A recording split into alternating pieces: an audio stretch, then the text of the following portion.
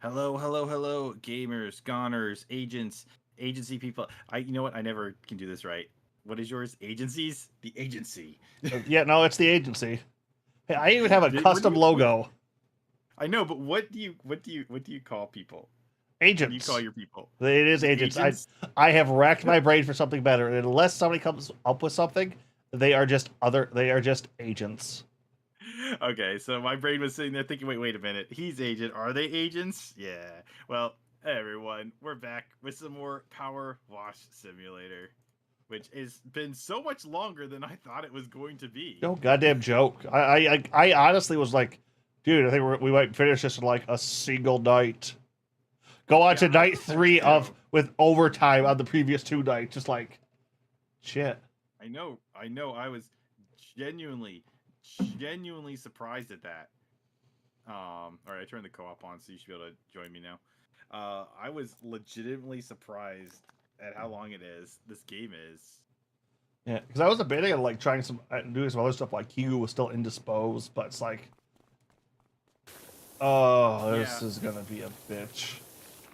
yeah. I was thinking that too. I was like, because I know like today they dropped that new beat 'em up based on Hololive, and it's based on like I don't know if you played Hollow Cure. Have you played that? I believe so. That's the It's the one, you know, that vampire game both you and Yuki were yeah, playing. yeah. No, I play that. Yeah, I know what you're talking Yeah, about. it's the same thing. So it's made by the same people, and it's free so on Steam. So I was like, oh, that looks really cool. Thought we had time for like the drop today. I was like, wow, we'd have time for stuff like that. But this game is taking so long. We like when I talk about all the stuff that's on there, it's not even like the extra bonus missions or the DLC stuff. Yeah, Hollow Cure is slowly turning into oh, what the hell's that series called with like all the magical girls? That's like a bullet hell.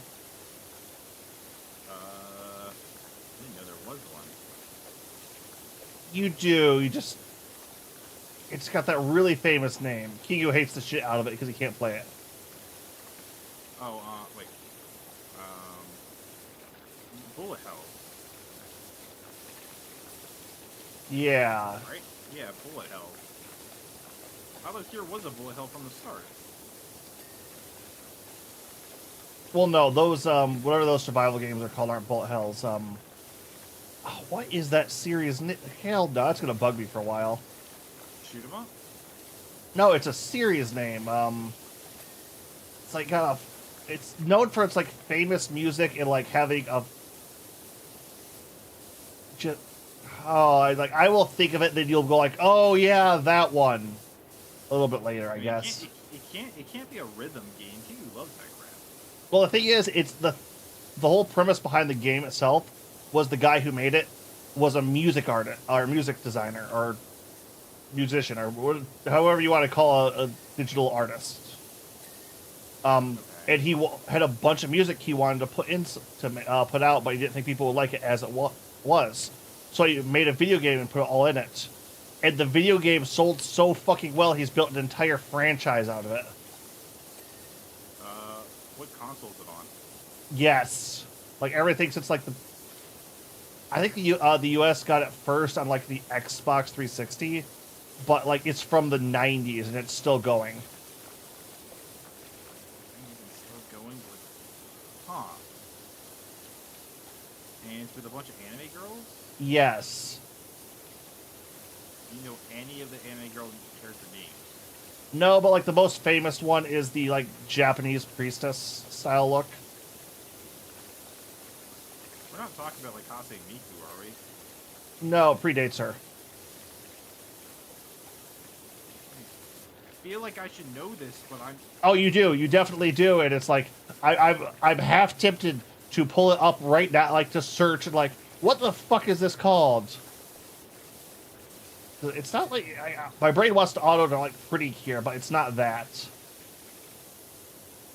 It's Okay, fuck it. This is it's not Blaze Blue, is it? predates it. I am looking this up right now. Does anybody in chat know?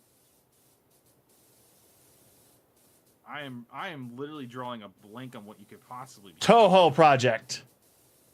Oh, I don't know what that is. Or Toei, here,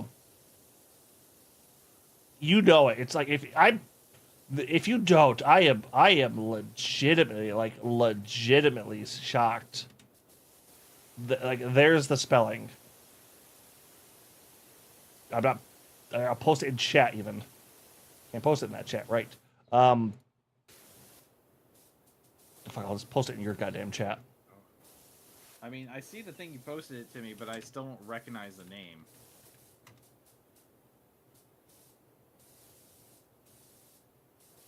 Like, let me, Okay, I'm just gonna look this up while I'm sitting here spraying this, because now you got me curious, but that name doesn't ring a bell at all. Really? How?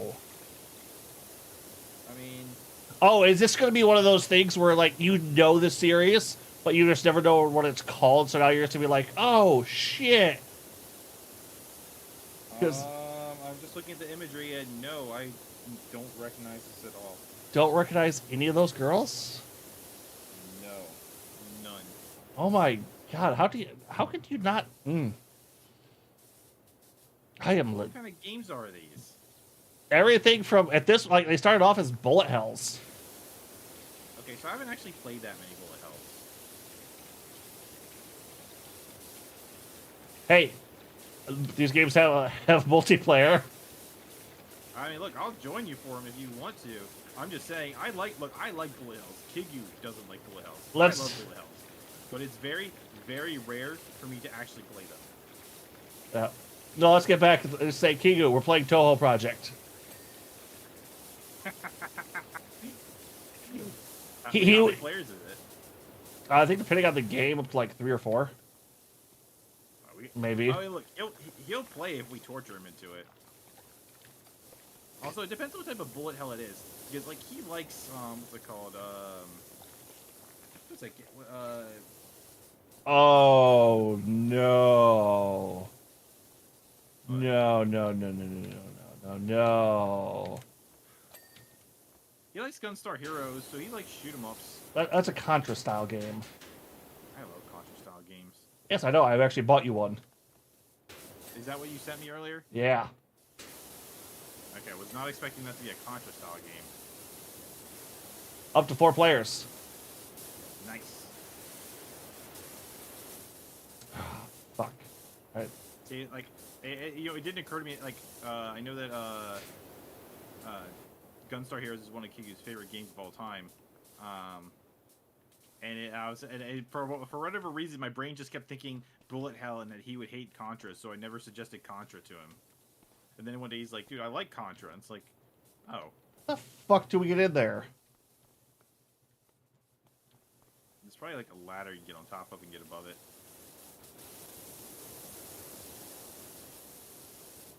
Alright, that's the invisible wall.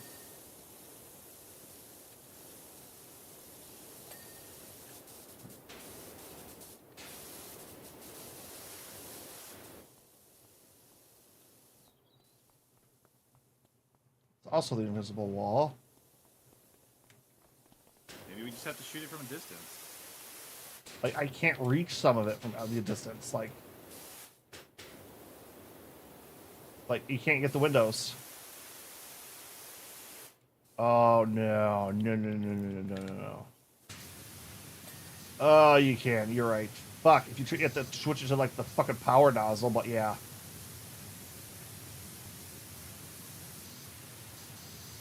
These people deserve to get their house egged. But, okay, so you've never heard of Toho Project? Nope. Yeah, but no, this is a interesting franchise because the guy who made it, like I said, he initially didn't want to make a video game. He wanted to just make a bunch of music. So he just made a bunch of anime girls are fighting off like a super anime girl. That doesn't surprise me, actually. I know a guy who, like, who's basically the same way. In the 90s. Like I said, this series is old at this point. It's like, this is, and like a lot of the music's pretty famous now, too, because He's actually like stupidly good at music too.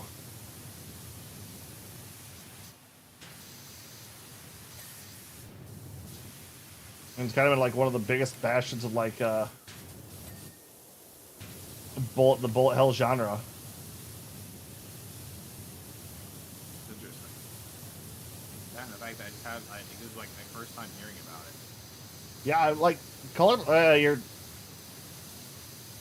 I feel like Toho Project might be further down the weeb rabbit hole than I remember. I like to think it is. So the thing is, like, I've liked anime for basically as long as I can remember, but I don't think it was until like a few years ago that I actually started would be consider myself a weeb. You know what I mean?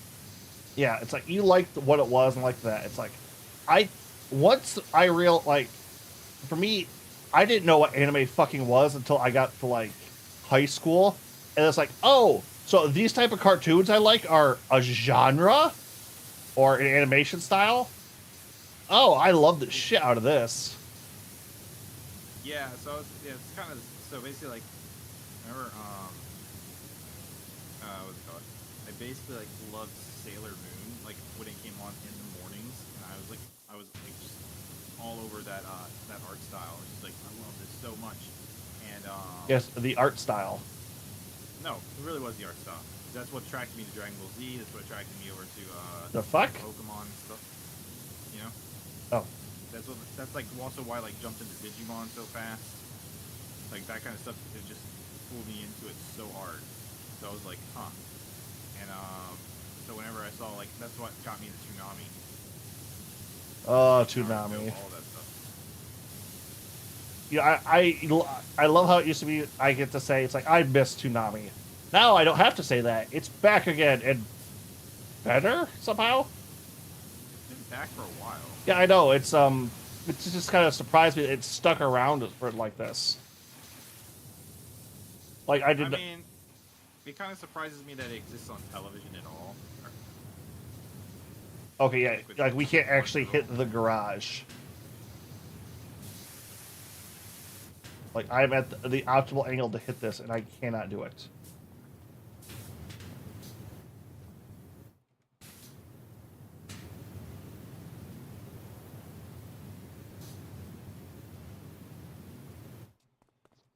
Oh, you have to buy the extra long extension in the shop. That's not fair.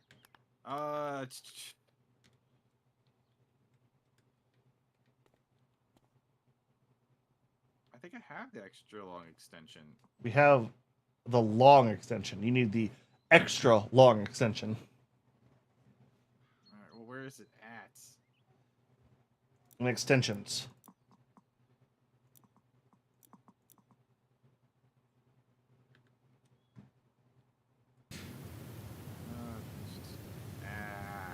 Modifications, power washers, equipment.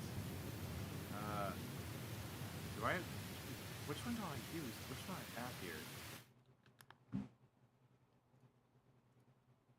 Alright, so I have this one. No, that we have. It's the blue. I know, I'm looking for it. Okay, so I don't think I have the Pro. Okay, hold on here. I'll pull it up on my side. What one are we using?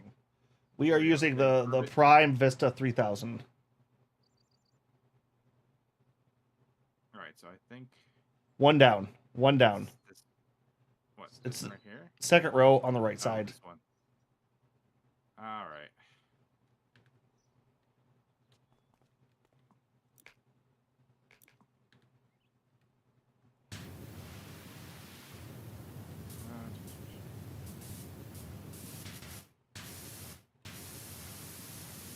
There we go.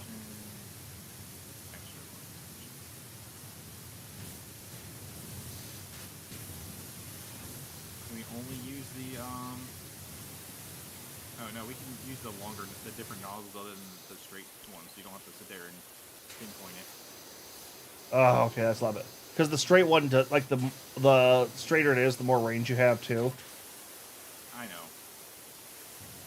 Like, what? Yeah, level design.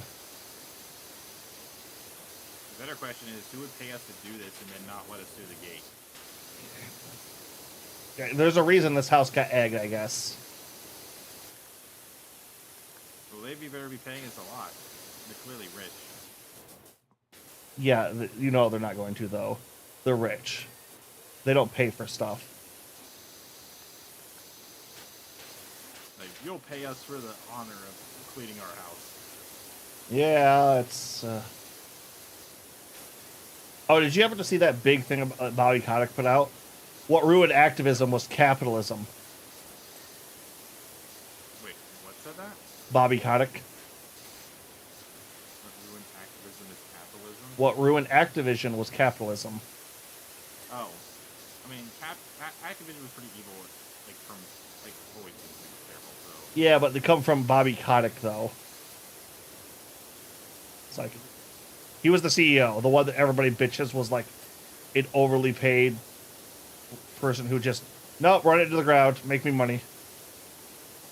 Fire people. I need a bigger bonus. Didn't they just do that with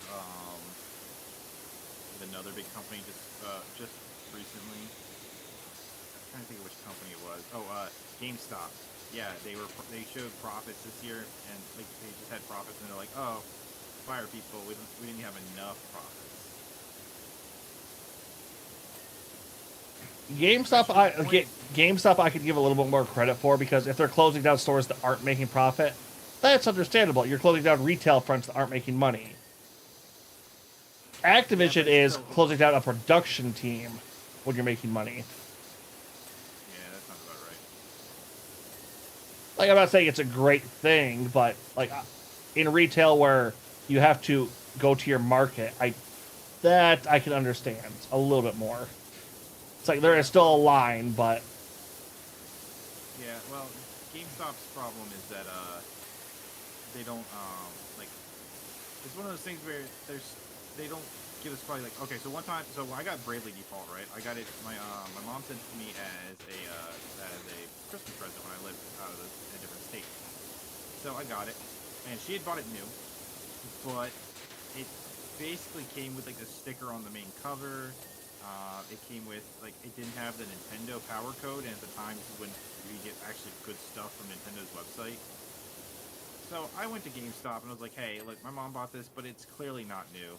And the GameStop employee actually was like, well, you're just trying to get a free Nintendo code. I don't believe you. And I'm like, no, you just did a terrible job. So I ended up just, like, well, aside from the fact that I, like, complained to someone at the GameStop headquarters, because my friend was going to if I didn't, I basically just went to,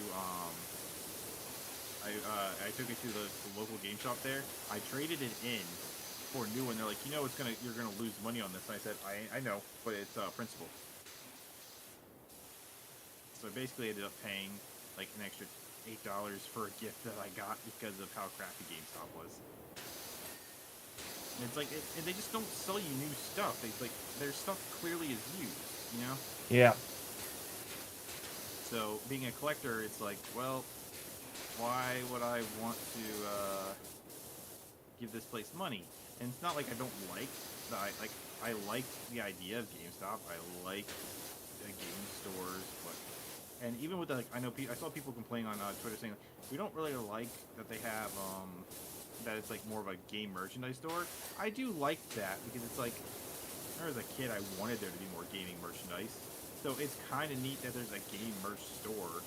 And it's I expect that like in a fucking GameStop though. It doesn't bug me.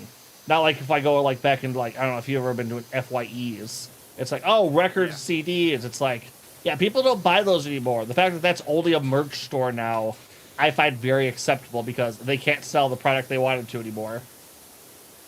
Yeah. There is a vinyl section. What the fuck do we have left here? But it's not a big one. Yeah, see, I'm in that sense where I was always when I started going in FYEs, it was just to go in to get merch. I never went there for music anyway. Yeah. So the thing here is just the platform. Bottom of the... Got it. Wall base. Yeah, it's like the bottom of the walls. Behind the bushes, I think. Apparently another window, too.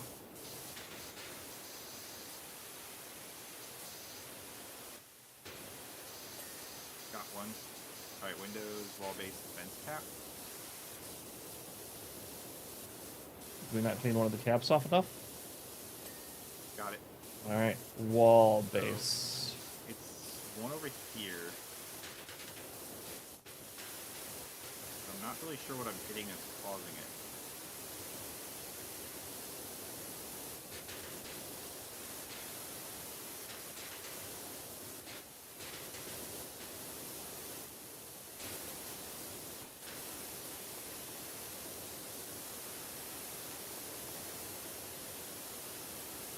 Neither am I.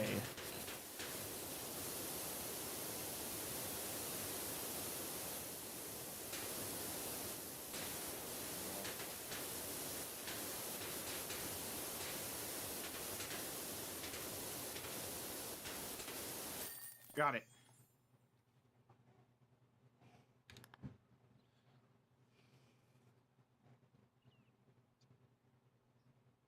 Admittedly, that was interesting. That was more irritating than interesting for me.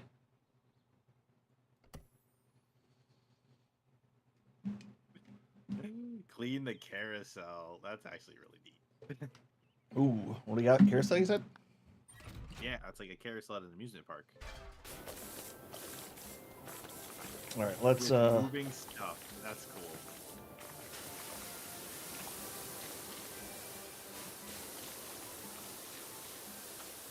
That'll definitely be interesting.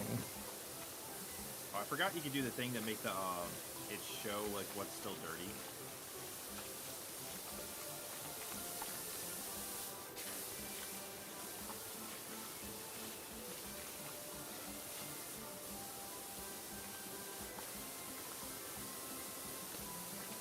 I'm just gonna hold this here for a minute. Just let it go. By the way, have you been able to upgrade your gun yet? No, because we're playing on your account, all the upgrades are done through you. So if I upgrade something, you get the upgrades too? Yep, but I don't get the cleaning fluid apparently. You could probably buy that yourself. It's only $10 a pop. I've been trying to. I haven't been able to figure out how. So when you buy it, you have to you have to go into the thing and equip it to the nozzle that looks like it has a little like bulge in it. All right, let's.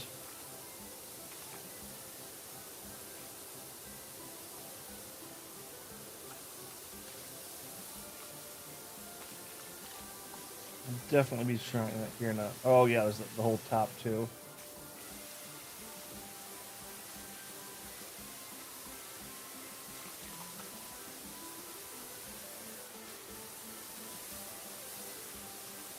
Ooh yeah, the top's gonna be a bit rough.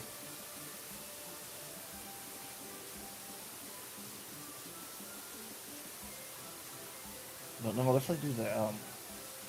I don't know. The whole game industry feels like it's about to implode either way, so it's one of those.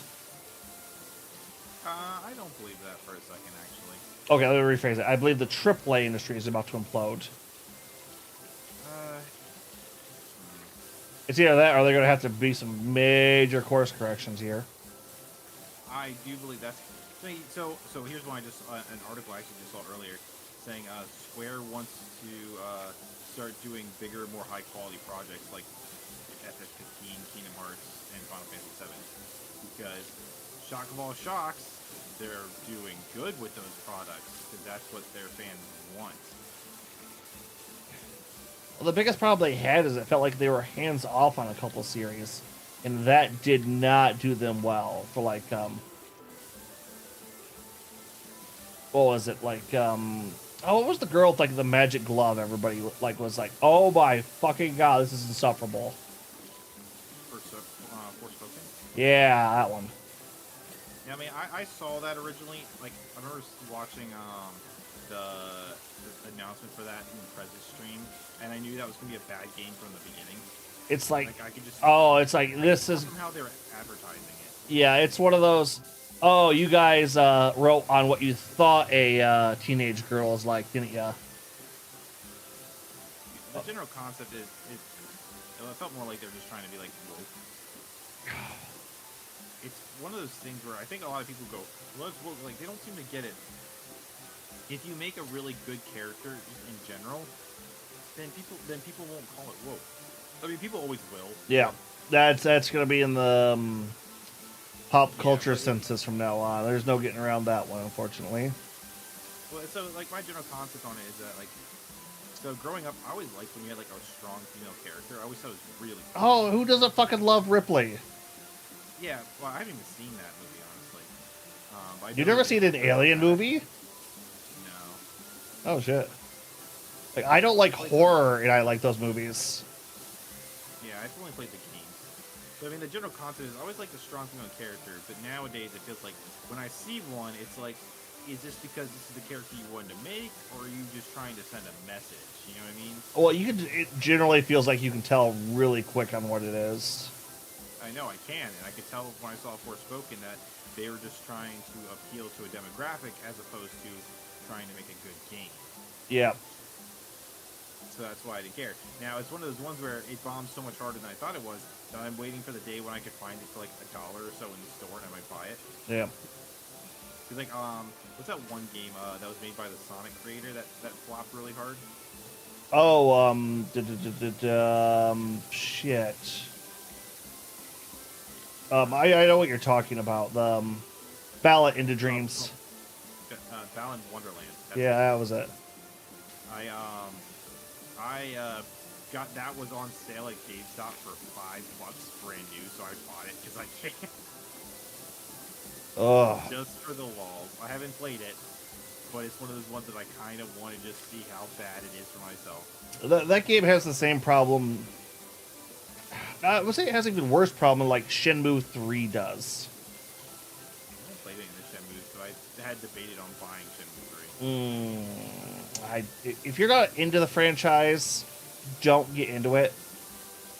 Like, okay, here's the thing. You know what? Like one of the biggest selling points of Shenmue is? No. The creator behind it doesn't play video games. He doesn't like experiencing this type of medium. Okay. So it's basically somebody who has a good almost story writing and artistic stylizing, but knows nothing about the game industry making a video game. And having an entire... I didn't understand. I don't know if my mic picked that up or not. It did. I don't know what the hell that was though. It's my home system. That was Google just going, what? Well, I just know that they had like the HD collections, and at Goodwill I got a copy of Shenmue 2 on. Okay, so I think this needs a bit more context behind that than just that. But okay, so you know Shenmue is credited for being like one of the early console open world games. It's one of the first games that helped do a 3D. Oh, okay. That's how you're doing it. Okay. You know, a 3D open world to console users. I mean, I didn't realize that, but I mean, it doesn't surprise me from what I've seen. It's very old. I don't want to say a product of time, but it's one of the games that helped make the open world adventure game a genre. So it has the excuse I'm going to give it here. Well, why did they do all these weird and bad decisions? Because nobody had done this. This game was highly experimental and was something brand new. It's not the very first open world game, but it's the first open world adventure game like that. There are very few. I mean, those kind of games are interesting in themselves to go back and look at in general. So it's like when I I think it's like in December, I decided to go back and play the original Pokemon Red. I literally grabbed my original Red copy. Ooh, I've heard. Made a copy of the ROM on because I have like a thing that I could plug it into on my computer. I made a copy of the ROM so I didn't have to delete my old save file. and saved like the ROM file on my computer, so my save file's on my computer. And I just turned on the Game Boy game. And I played it from the start, and I see the things that didn't age well, but it's really interesting, like looking at where it really started, like all the flawed stuff, and also seeing all the like things that were like how they got their ideas, where it started, what they did right, what they did wrong. Like, it's just like, amazing how many things on there, like, technically they expect you to learn from. Yeah, back Like, when it was just like, this is going to be for a small kid who's just going to beat his, head against this rock until he figures it out. Well, it's just one of those things where, it's like, at the very beginning, there is a little school that you can look at, Yeah. And the school will teach you stuff about how to play the game. And heck, even when you talk to, about a quarter of the way in, I started making a point to, every time I beat an NPC, to talk to them afterwards, because some of them would tell you interesting things about, like, where to find Pokemon, or where to do certain things, Yeah, all the stuff we just kind of look up a guide for nowadays. Yeah, but it's like, there's so much good design there. And it's just really interesting to see, like, I think one of the things that makes new gaming so good these days in how you play, like with things like quality of life improvements. The quality of life improvements do make the games better, but the Wild West aspect of the older genres is what makes them really interesting. No, I definitely give you. That's why Shenmue still gets a lot of love. Like, I think the most famous arc in the whole fucking game, which I think got people mad for the Sega Racing game even, is the main character, while trying to track down his dad's killer, has to get information from a guys at the docks. Well, he can't just stay, hang around the docks all day. He has to have a reason to be there, or it attracts human suspicion. So you pick up a job as a forklift driver. I actually heard about that. Yeah. So the whole part of this game is basically this forklift mini game, and then on your breaks and lunches, you talk to people around to try to gather information. Makes sense to me. Yeah. And, well, here's the thing. That section I think takes about 6 hours. Jeez. Welcome to Shenmue. How long does this take? How long do you think it's going to take you, your coworkers, to get you comfortable enough for you to talk to you? How many days is that going to take? Ugh. Yeah, I get it.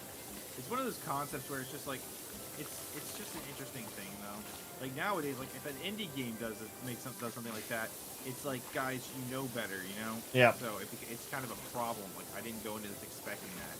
But if you look at like a classic game, it's like, well, that was just the Wild West, and it just kind of is interesting.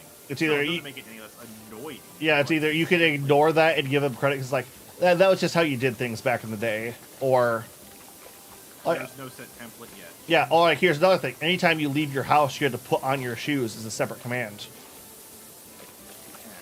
Every time. The opening parts of the game, you go in and out of your house a lot, and you have to take it off too.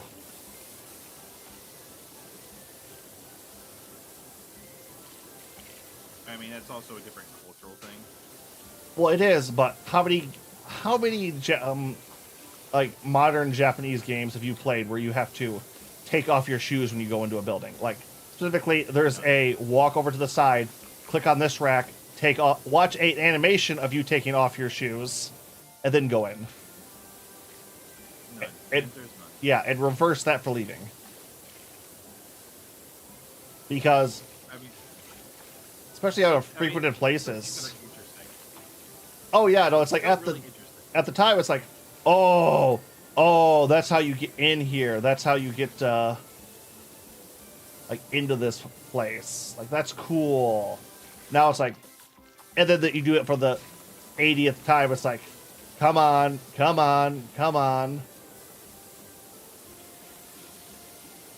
I get it. It's just one of those things where it's like, okay, so just looking at what we're playing right now, like, would you imagine if this kind of game tried to get made in the 90s? The Simpsons made fun of it. I know, right? The farm making game. Yard work simulator. The fact that they predicted that is very depressing to humanity. Oh, It's the one reason I can never absolutely hate, besides the fact that I'm in the generation for them. It's The Simpsons is such a fucking weird beast, culturally. Yeah.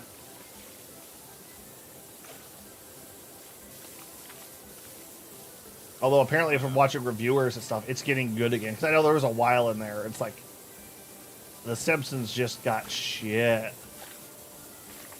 stopped watching them so long ago that it didn't matter. Yeah.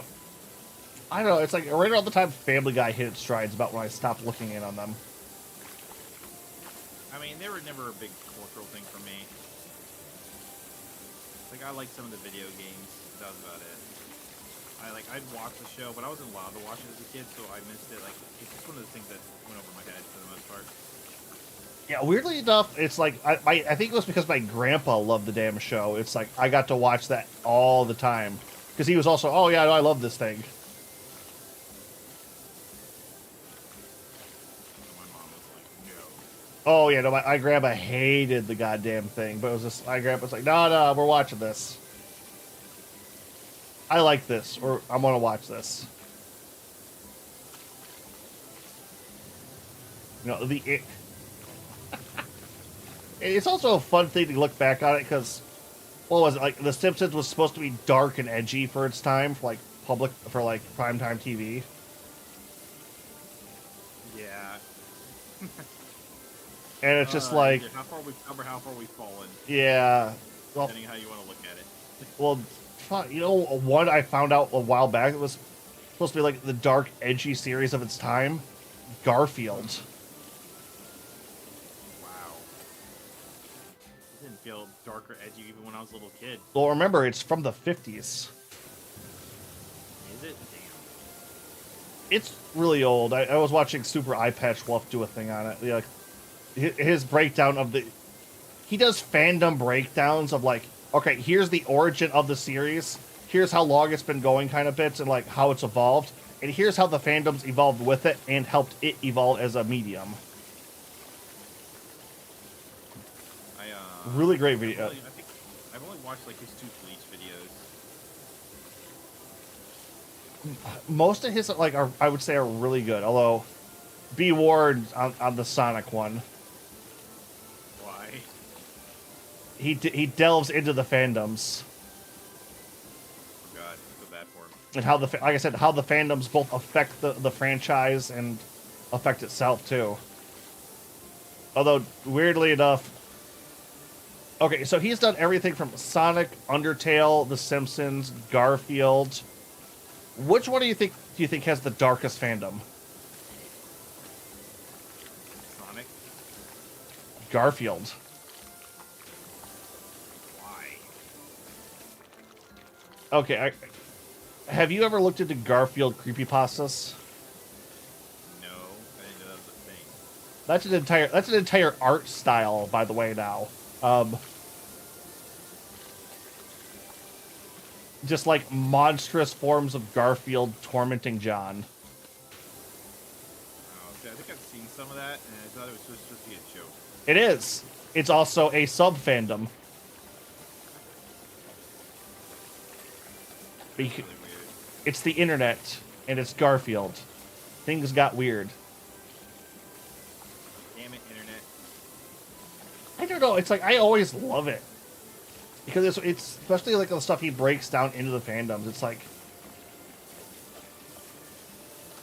Oh, no, I'm complaining at the internet. yeah.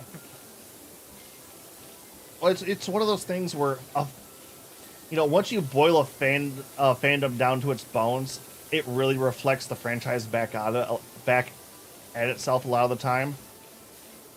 Especially if it's a longer one that people like. Oh, it's not just the current pop culture Geist. It's just no, the people talking about this are the fans still.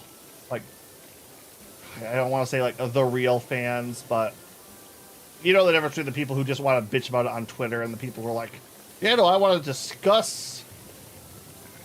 I don't want to drop any names from any of those fandoms because I know what their responses could be. Yeah, I know what you mean. Yep.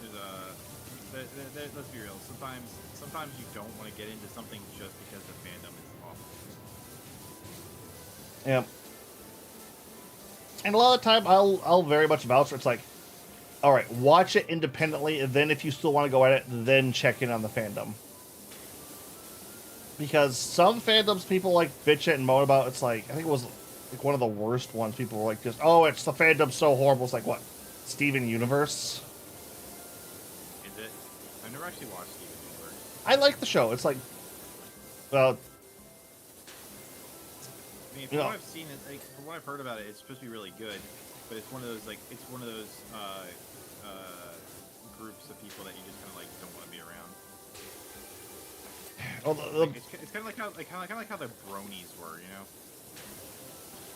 know. okay. Like, here's the thing. It's like I don't want to defend that entire group, but it's one of those. I had a friend who was a brony.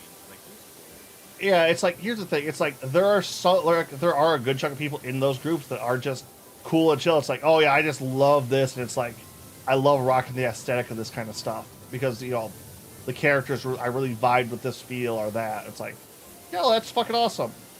And then you get the people who kind of take it too far and just ruin it for kind of everybody. Yeah, I know. I've been around those people. It's like I went to a school where like anime was really popular, and it's like before it was something that was like normally considered popular. And like there's a whole room of anime nerds just sitting around, just chatting and doing stuff, right? And then one guy comes up and goes, "Oh, I'm the anime king," and even I'm thinking to myself, "Man, this guy needs to get beat up." It's like, walked into a room full of nerds and instantly got his lunch money stolen. Yeah, it's like, you deserve this. You brought it on yourself.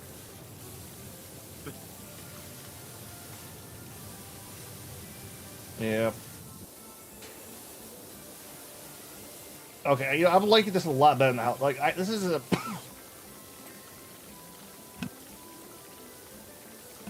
Hey, Prez, thanks for the lurk. This is. Hey, Prez. Welcome. Thanks for the lurk, man. Yep. Oh, Prez, did you get that game I bought you?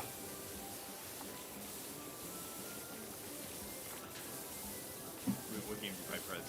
Oh, remember how I said Shenmue was one of the earliest open world games? I bought him the first open world game on the Dreamcast. Which was? Omnicron: The No Man's Soul. I've never heard of that. It's David Cage's first game. What was his other games? Detroit Become Human. Oh, okay. That dude. That dude. Okay.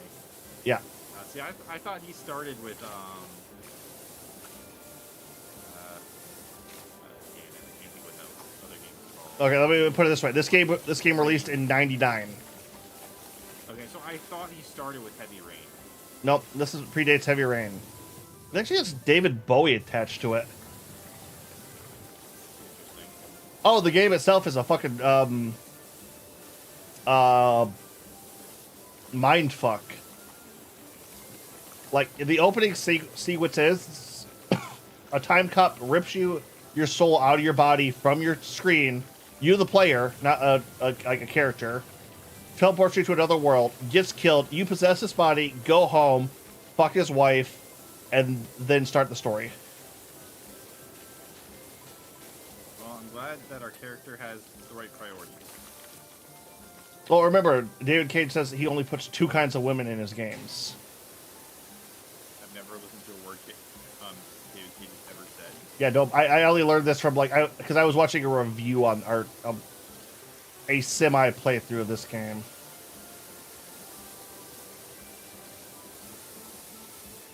I love the way the guy described it, because it got recommended to him by a friend, and it was very much a challenge, and it very much was like, this was not a challenge, this was not a test of skill, this was you running over my child on the street.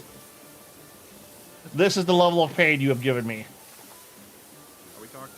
No, okay. I'm about to say, like, we're still talking about, are we talking about Heavy Rain, or are we talking about that other game? The other game. Okay. It's considered to be his worst game. Okay. So I watched watched my. I have Heavy Rain. I haven't played it. I watched my roommate play it once, and it was like pretty interesting. David Cage has some interesting ideas. Like, okay, here's I give it a little more slack because I like visual novels. I have played quite a few visual novels. I very much enjoy that way of storytelling. A a book that wants to be a movie or a show. It's very fun to me. Yeah. And David Cage's games are basically visual fucking novels with shittier stories. I mean, ironically, so the closest thing I've done with a visual novel has been Fate Stay Night. Sonic the Hedgehog. No, I haven't. I've only. That's where I'm going with it. Is that I've only actually like, as far as visual novels go, I realistically only watched the animes based on them, and that was usually before I knew that what they were referencing. You know? Yeah, no, I never understand. I didn't know what they were until a buddy of mine was like, "Dude, you gotta try these visual novels." And it's like, okay, what the fuck are these? It's a book with like, it's a video game, but all story. Is it a good story? It's like, yeah, it's hit or miss. Like, God, so the first two visual novels I ever played were Fate Stay Night. Sorry to hear that. And it's very good, honestly. And I don't, like I said, I like reading. I think between you and Kigu, I'm the most read person out of all three of us. What makes you think that? When was the last time you read a book? What do we consider a book here? I mean, a story, not comic, no pictures. Boo. You're right. It's been a while. I've read 3 this week. Fair enough. I like stories. Okay, granted, So some do of them are audio novels now, but I mean, in my case, it's like I know I have like a bunch of books that I have not gotten around to reading that I want to. I will count audiobooks at this point too. So Oh, I don't. The general concept when it comes to reading a book, it's not that I don't want to, it's that the time. Okay, so when I start reading a book, I don't put it down. That's also the reason, like, one of the reasons I don't like going back to anime sometimes. You closed the game. Because, what's that? you closed the game on me. Oh, I didn't. I literally have it sitting there open. I got kicked. Just join back in. I literally just was standing there letting. It's not letting me. What the hell? Check to see if it's open again. Huh. Hold on. It's weird. Yeah, it turned itself to co-op off for some reason. The fuck did you do? I didn't do anything. I was literally just sitting there spraying water. Lies. I don't believe you. I mean, you probably shouldn't. I do enjoy lying. So it's like the concept. Okay, so like I'm behind on the. I love the Ninja Turtle comics, right? And I'm currently behind on them. But so I was trying to catch up the other night, and I ended up reading through 3 of the 7 that I need to catch up on. And the plan was to read 1 because it was midnight, or no, it was 12:30, and I had to get up in the morning for work. No, I And had to and you probably know where download this is something. going. Yeah. Yeah, I've done this And- many times myself. Especially Yeah, so- if I find a new series. Well, that's the other problem. Is like, if the story, if I could, it's the same with. That's why I don't like. I like seasonal anime because I can't watch the next episode as much as I want to know what happens next. If you let me watch the next episode, then I'm gonna keep watching until I can't watch anymore. And then Oh, my so focus is on. you're the prime candidate for the Netflix binger. Yeah, that's why I don't let them do it to me, because it's like I can't do that, man. That's like, do you know like with Fairy Tail? When I was watching Fairy Tail, the whole series was done, and I ended up watching like 3 days straight. Man, how was One Piece for you? Where did you start that at? I started One Piece way back when, so no, it wasn't a problem. Okay, yeah, I started in the 4Kids era, so Yeah, so did I. okay, so you got to watch it from the beginning, so you didn't have the problem of how do I binge this? Yeah, it wasn't until like I found out that you could watch these things on YouTube that I started catching up like with it and like discover the Japanese stuff, you know? Oh yeah.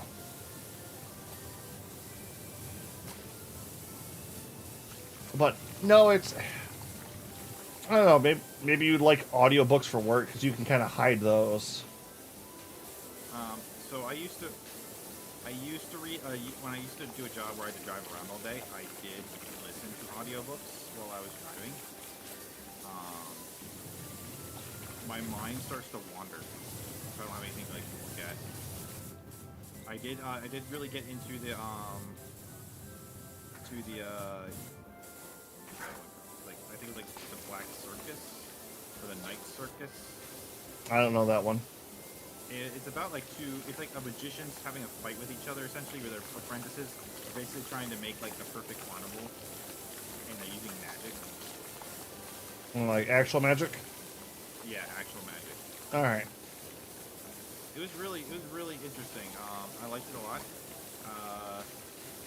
And like one because like I also like listen when I was at the gym. I listened to this one about the history of Sega and how like it kind of grew to how it got big, like how the person who made it big because it was failing in Japan, but it made it big in America because they hired the guy who basically made Barbie popular to run the show of Sega, and it was doing really well. But then the Japanese staff were pissed off that the American was doing so well that they sabotaged a lot of his stuff.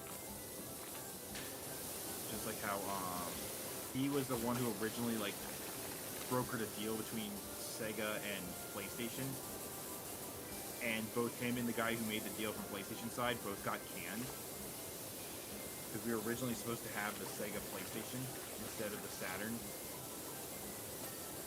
God, Sony wanted to break into the video game market and just finally said, "Fuck it, we'll do it ourselves." That's exactly what happened after the whole Nintendo debacle and the stuff. The thing was, if they had just gone with what they had wanted, they would have been set. They would have been kings, yeah. Yeah, Crash Bandicoot. The people at Sony, like Sega, just kind of kept going downhill. One of the guys that worked with him, that he trained, quit, ended up working at PlayStation, and he's the one who did the marketing for Crash, using everything he learned about marketing for Sega. I can definitely see that because that feels a lot like old Sega stuff. Yeah, because those people. They said on one of the things on there was, I guess, the Japanese like CEOs challenged the one guy from America to have some pufferfish, right? And he ate it, and the Japanese wouldn't do it because it was risky. It was like poorly made pufferfish could kill you. Yep. And that's when he realized the problem with Sega's higher ups is that they were afraid of taking risks, which is why they had been failing, and why Nintendo or Sega of America was doing so well, because they were taking risks. Here's the thing. I think that's also a very like Japanese cultural thing too. It's like very rarely like they actually want to like take a risk on anything over there. I'm not very good with that kind of stuff either. But in this particular situation, they had someone who would take risks in America on their behalf and was being successful. And they weren't like following his lead when he was showing them ways to succeed. Yeah, so they kind of burned them. They kind of destroyed themselves. Like with the 32X, he said this thing is ugly. They had made this education thing. He was like, if you can make this smaller and fit like this, I can sell it for this much, and it can be really successful. And they didn't do it. They said the head of Sega took one of the products and smashed it because the people didn't listen to the developers didn't listen to what the American head said. He said, do this, and they didn't do it. And he just destroyed the product on the spot, saying, I told you all to listen to him. They had that thing where with Sonic 2, he wanted to make it the first game to ever release worldwide all at the same time, calling it Sonic Tuesday. And like he was supposed to have the first street date ever. Like it was basically he was like, let's make Sonic coming out a worldwide event. And the jerks at the Japanese Sega didn't want to do what he did, so they released it early and broke the whole world release thing. So Sonic Tuesday just became America and Europe thing. And it's like you guys just threw away some of the biggest publicity you could have, you know.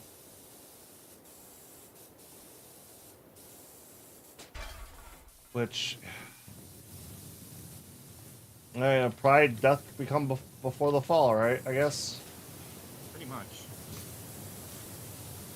It's just kind of a shame. Like when you see like it looks like a lot of Sega's failings was just because the Japanese refused to do what the American homes do when they had shown great things of success. There's also a shame, like, because they also talked about like other stuff in there. I guess one of the advertisers, like this one group was trying to be the advertiser for Sega so hard, and they were just keep getting rejected, and they just kept coming back with all these different ideas that eventually Sega was like, all right, fine, we'll give it to you. So I think they're the ones who came up with the Sega. So it's just like, it's one of those things where when you look at like things from the like, so I can tell that a lot of stuff from the 90s gets remade a lot now, you know, and I think people are annoyed with constant remakes, but I think part of the reason like stuff from the 90s holds up is just because there was just so much more creativity and passion for the stuff. You know, the drugs hadn't fully worn off yet, and we were still going crazy. It's not even just that. It's just like now when you look at like advertisements and stuff, they're boring beyond belief. You know. Well, here's the thing. It's like how many good like I can't ladder. There we go. Like look at how many good advertisements you get from the 90s. Look at how many advertisements there were, though. There was a lot of shit. Yeah, but I mean... And it was shit. Oh, it's true, But it was at least unique and different at times. Nowadays, it's like the same thing over and over and over and over and over. So, like, you already know this is bad. Or you've seen it a million times. It's like, I don't care. I'm not going to buy this product. Your advertisement doesn't make me want it. It's just kind of irritating me now. I think it's one of those things where, I think when I think about it, it's that, what's it called? Nowadays, the Wild West of it is over. Weren't always, like, successful. They brought out some really interesting, memorable stuff. Yeah, it's like, here's the thing. It's like, I distinctly remember, like, back not when it came out, but the afterwards. What was it? The, oh, that, like, the Sega Saturn guy, or the fuck his name was? Sega Satoru? Yeah. Like, I watched that, it's like, that was fucking cool in Japan. Like, what the fuck? It was extremely successful in Japan, too. Yeah, it's like, shit, like... He apparently still shows up sometimes at conventions and things like that, and he'll play his theme song and everything. Yeah, that sounds cool. It's like, I miss guys like that. Although it feels like now we're going through so many of those old people that we liked were good, and it's like, all right, how many of you weren't pedophiles? Yeah, that is very disappointing when you say it like that. I've just been watching. I happened to watch that new Nickelodeon like breakdown as it like the day it came out. My roommate loves that kind of stuff. So I came home from work and he was like just starting. It's like, all right, yeah, I'll watch this with you. Like we power through the whole damn thing. Yeah, I know what you're talking about. The one with like the guy who did like iCarly stuff. Yeah. Which I was a little more invested in because I don't know. Have you ever heard of Quentin Reviews? Another YouTuber. I've heard. Didn't he die? I think it's someone else. No, he released a video like yesterday. So if he's dead, man, that's a work ethic. That's our economy for you. That's that you died. Keep working. Like, I don't give a fuck. Get back to it. Alright, what the fuck do we have left here? A lot of little things. I've been trying to get these like stupid horse rods taken care of. the upper paneling's a bitch. But he's gone through and basically done a lot of the live action Nick first, all that stuff. Yeah, I didn't. Aside from like all that and Keenan Kel, I actually didn't watch that much of that. See, yeah, that's before me. I watched like Drake and Josh and iCarly. See, my little sister watched that. And it was like I liked seeing like some of the other stuff as it came on too. At this point, he's released a shirt saying, "I've watched 24 hours of Nickelodeon live action reviews." You know what? Oh, I've seen that shirt now that you mention it. Yeah, and I have a little piece, but he just wants it because all of his videos are like 8-9 hours long. Yeah, I can't do that. I can, and I do like that's my. I'm going to just relax and like not have brain. Like I'll put like on an RTS or something like this, and that will be in the background. See, I don't really tend to turn off my brain very often. Which might be why I'm like in a constant state of stress. Yeah, it's I don't know, it's that RT. It's the same scratch Kyu gets in Minecraft. It's like we go into our like production mode and we just do stuff, and then stuff's playing in the background, and we're kind of paying attention to that. I don't have that. I don't have anything like that. Oh, I love that. Fuck, I like the factory job I had. The thing I loved about it is like the job got so monotonous. I would just put in like a headphone, listen to audiobooks. That's how I got through like the Dresden Files. Bro, I understand. That's also why I couldn't play Minecraft like at that point in time, because that's when I was trying to join Kiyu's server, and it was just very much I burned all that energy I had for relaxing. I want to do stuff right now. When I'm at like work and crap, if my brain starts like my brain, so I'll have that stuff on and I'll be listening to it, but I can only like mildly focus on it because I have to like focus on the paperwork. Yeah. So it's like tends to be hit or miss in my case, and I will and it's just because of a problem for me after a while. And then but when I do listen to it, it's like, oh, that's nice. Sometimes I'll just sit there and like I'll just write stuff because my brain like I need to do something creative. Yep. No, I can understand that.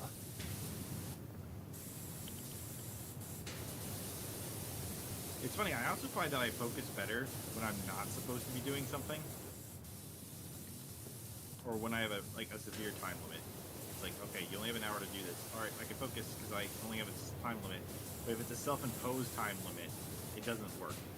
Nope. It's like, you can only do this an hour. Nope. Because I know it doesn't matter. This freaking horse rod right here is one of the ones I just cannot get this stupid thing. Which one? Clean. This horse rod right here. Got it.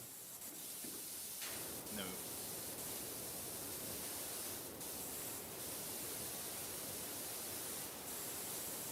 What nozzle are you using? The I yellow? all of them now. Well, there's one of those, whatever the fuck that was, but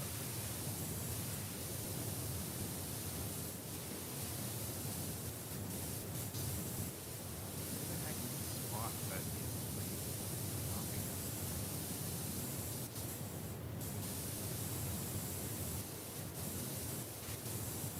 oh, and it's got to be tiny too, doesn't it? It must be.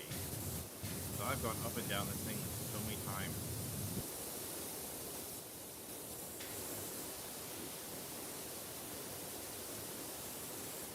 And this is the only one I've had this problem with.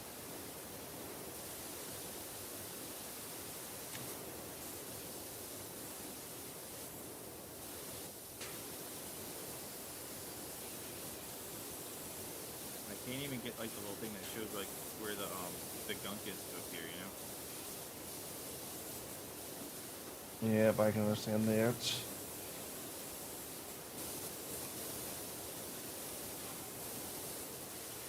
Oh, fuck. Yeah, hold on. I know why. Why? They rotate.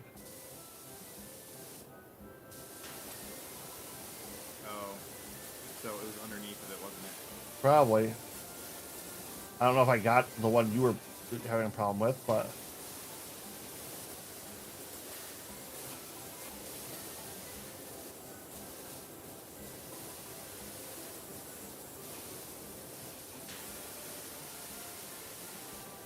Okay, yeah. This last little bit's where it gets irritating here, isn't it?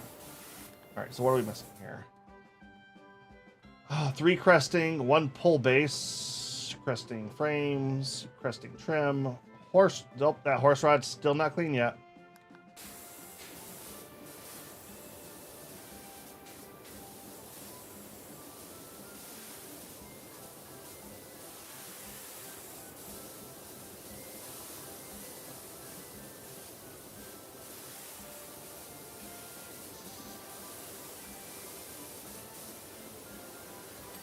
Got it.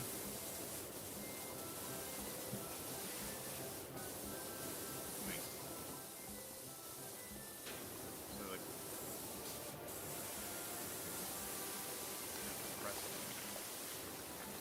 this press here.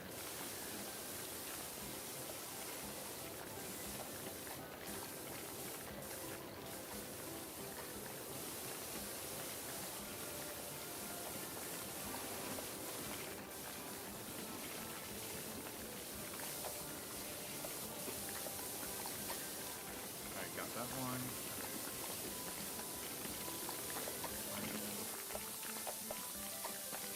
It's still kind of hard to tell what some of these things are, you know what I mean?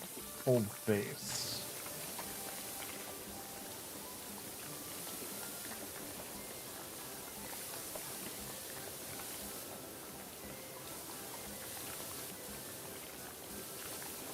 That's pull base. Nope. Nope.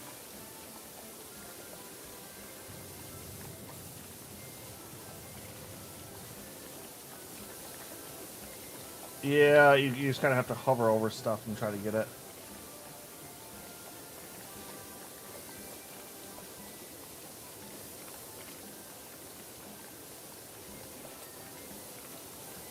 There we go.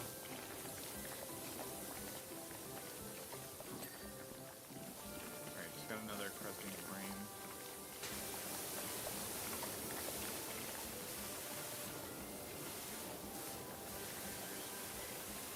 It's like, what is the frame considered? Is it the metal pole? Nope, it's over here where the fuck it is.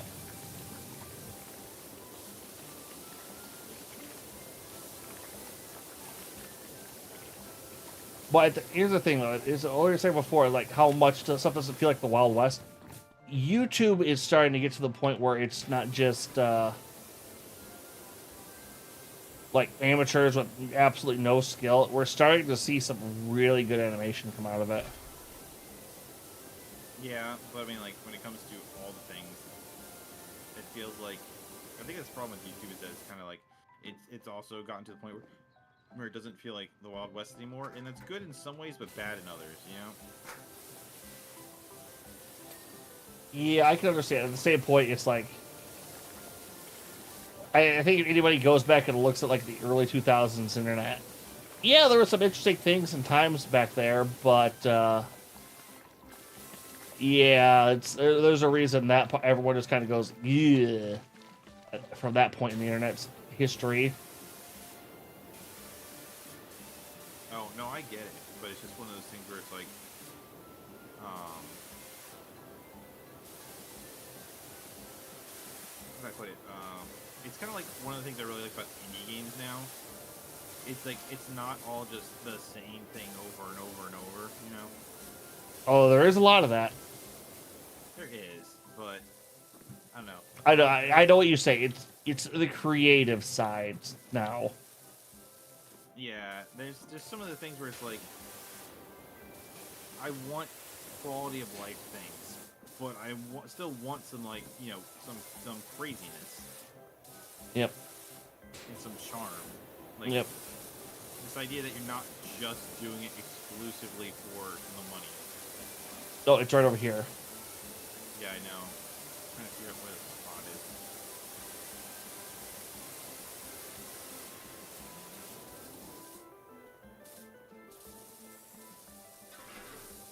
I over the right one? I do not know. Ah.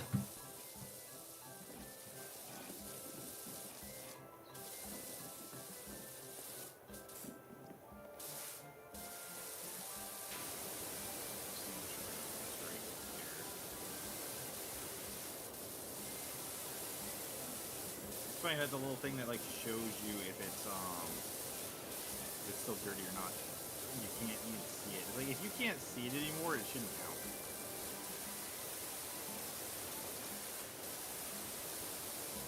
Like I'm not even sure what's considered cresting trim.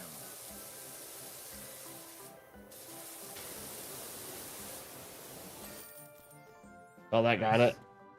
Don't know why or where, but that got it. All right, let's see how this works.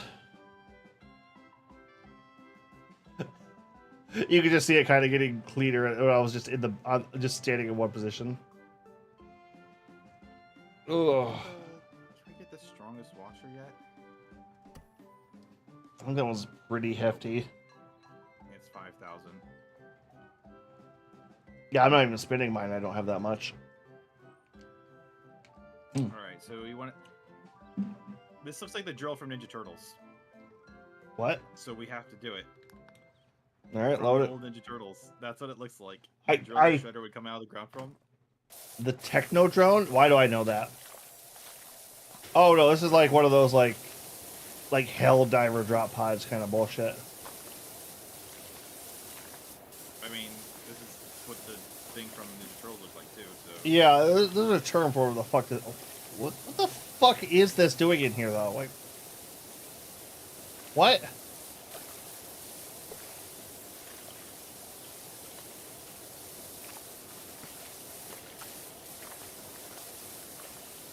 Which also, have you had a chance to watch the new Ninja Turtles movie? Because I know you are a bigger Turtles fan than I am. So no, because so the thing is, I looked at it and I was like, I do not like the art of this at all. Oh, that Into the Spider-Verse knockoff.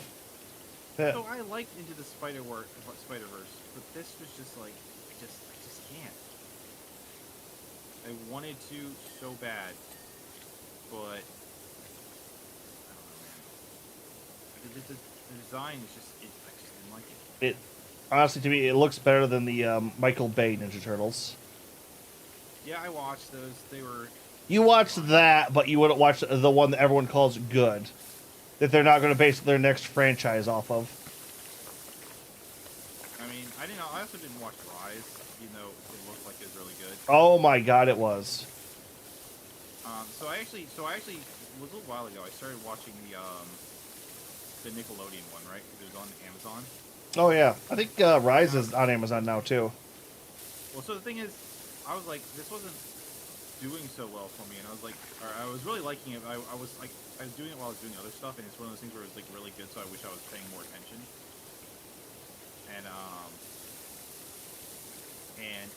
But Amazon only had 3 seasons, so I was like, well, where are the rest? And like, turns out there's like 9 seasons, and I'm like, what the crap?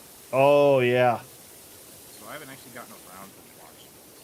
At one point, Raph gets a baby Gamera as a pet. That's not surprising. He has Slash becomes a mutant. Slash is in that. I know. Well, so in the comic books, the current comic book series, he has a pet. He's a baby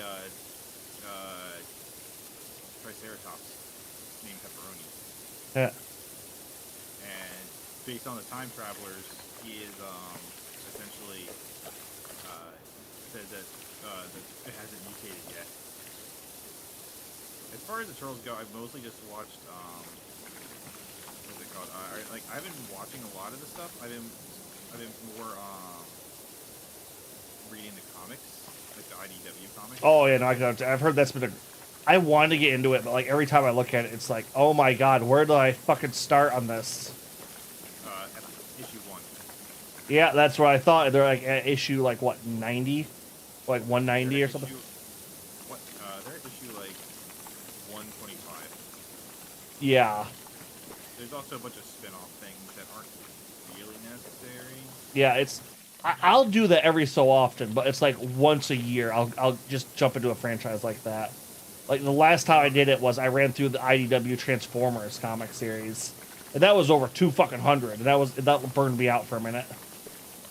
I was getting really I was really getting like into like turtle comics at the time, right? Like looking stuff, and then I saw them with issue 1 when I was at Barnes and Noble one time, and I ended up picking it up. So I was like, oh, I didn't realize it was a new series. So I read it and I got into it, and I was like, oh man, I've just been following it ever since. Yeah. Do you know they're making a Last Ronin game? Yep. That's why I just read Last Ronin the other day. Oh, you only just read that? Fuck. Okay, so here's the thing with Last Ronin. Screw whoever designed the comics for those. So they are unusually, so they're the same flimsy material that comics are made of. Yeah. But they're like bigger than a normal sized comic. So they don't fit in your comic box. And they don't fit with any of the those protective sleeves. They Oh, don't yeah. fit in any of it. So they are an absolute nightmare. So I have them all, and I hadn't gotten around to reading it because I just didn't feel like they put them in these extra large bags, and I was like, this is so annoying. So I never got around to reading it. I actually have like the special director's cut thing as well. Oh, fuck. Because my comic book store had it. So eventually I was just kind of like doing that, and it just kind of like fell behind because I'm behind on all my comics. Yep. But so I'm sitting there, and when I was at one of the stores, they had it as a graphic novel, and it's the normal size. So I was like, you know what? Screw this. Screw me messing with these things. I just bought the graphic novel, and I read the graphic novel. Yeah, that's also the kind of point where I am in. It's like I read enough like short-based week-to-week shit. It's like sometimes I just want something to eat through. And Yeah. comics kind of fall into that category for me. All right, so you know the story of Last Ronin, then, right? Yeah, they actually just released Last Ronin 2. How did that have a sequel? Didn't he die at the end? Yes, but they created the concept where April is creating new turtles. Okay, that's kind of cool. That's going to be like, I guess they and Michelangelo basically left behind a basically the book that trained the turtle clan, Splinter's book. Mikey had been training with that book in solitude for decades, and he left that book behind to Casey, which is April and Casey Jones' daughter. So this is Casey Jones. And I'm assuming that she's going to be the one who trains them, because he was training her a little bit. But Yeah. he was a trainer for long. It was only 2 or 3 lessons, so. Yeah. And I also know they also have 2 or 3 Last Ronin spin-offs. Oh yeah, because that was popular. The funny thing is, Rise of the TMNT took a lot of inspiration from that story. Yeah, I've even seen Last Ronin action figures. Last Ronin hit it off really big. Well, it hit that Old Man Logan fandom. You know, it was good, but I didn't care. It wasn't I like the normal continuity. I like the IDW continuity a little better. No, I can definitely understand that. I don't want a massive franchise of it. A good little one-off short is fine. That's why I'm like, no, he died at the end. Do not make a sequel of this. Leave it sit. This is glorious for what it is, or at least give it a decade. But it's also one of those concepts where he is he's here. It's technically its own thing with it's got its own turtle. I haven't read it yet, but if it's its own turtle, it's kind of like okay, fine. I don't know. It's also one of those concepts where I can't tell if it's its own continuity. It is. They made so many continuities. Yeah, they make so many turtle continuities that it's kind of hard to keep up with sometimes. Yep. It's like the Turtles is a fandom where sometimes you just gotta ask, what continuity is this? Oh, that one. All right. Yeah, And it's from outside the fandom, it's why do you have to ask what continuity? It's once you get into it, it's hey, they like to do spin-offs, and if the spin-off does good enough, they'll dig deeper into the world. Okay, so fun one. I would need it. I've been meaning to do a Digimon review, but The games are long, and I want to play Final Fantasy. So I needed something short that I could review in the meantime. So I sat down the other night, and I played through Ninja Turtles Arcade Attack on the DS, which is awful. Yeah, it's like, that sounds like that GameCube era stuff, and it's like, Well, regardless, I did that, and here's the thing though. I'm pretty sure that they had that problem. So they have. I haven't watched all the 2003 series, but I do know that at one point in the 2003 they went to the future and fought a digital shredder, right? oh, okay. I've watched that, and that's actually the franchise that got me into Ninja Turtles. Like, the live action was technically the first. The live action show was technically the first I watched, but that's the series that got me into them. Yeah. So I got into. I was like, I got into it from like the original cartoon. But No, I just missed that. But that's the series that got me into that, and I know way too much of the continuity for that because.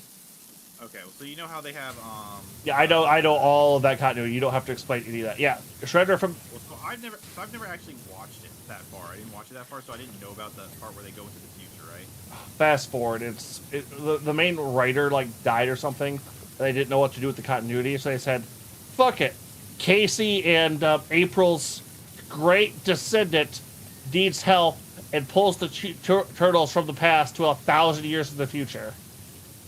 I mean, to be fair, there's been a lot of Turtles has a lot of time travel. Oh, I'm not gonna current- bitch about it. It's like, yeah, no, that's just turtle things, but then we're gonna turn it into a franchise.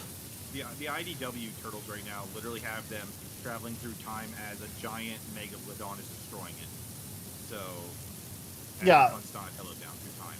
Yeah, I don't have any problem. It's just like, it happened out of nowhere, and it was a rebranding. It wasn't like, Yeah, I'm aware of that much at least. Okay, but what I'm getting to the point is, so the Turtles game I'm playing, Turtles Arcade Challenge. Yeah. That one, like, it uses, like, the story is told through a black and white comic version of the Turtles, like the oldest version of them. what the fuck? Yeah, have you seen, you saw Turtles Forever? Yeah, okay, I have seen almost, except for the newest movie, I have seen every bit of Turtles show and spin-off there is currently.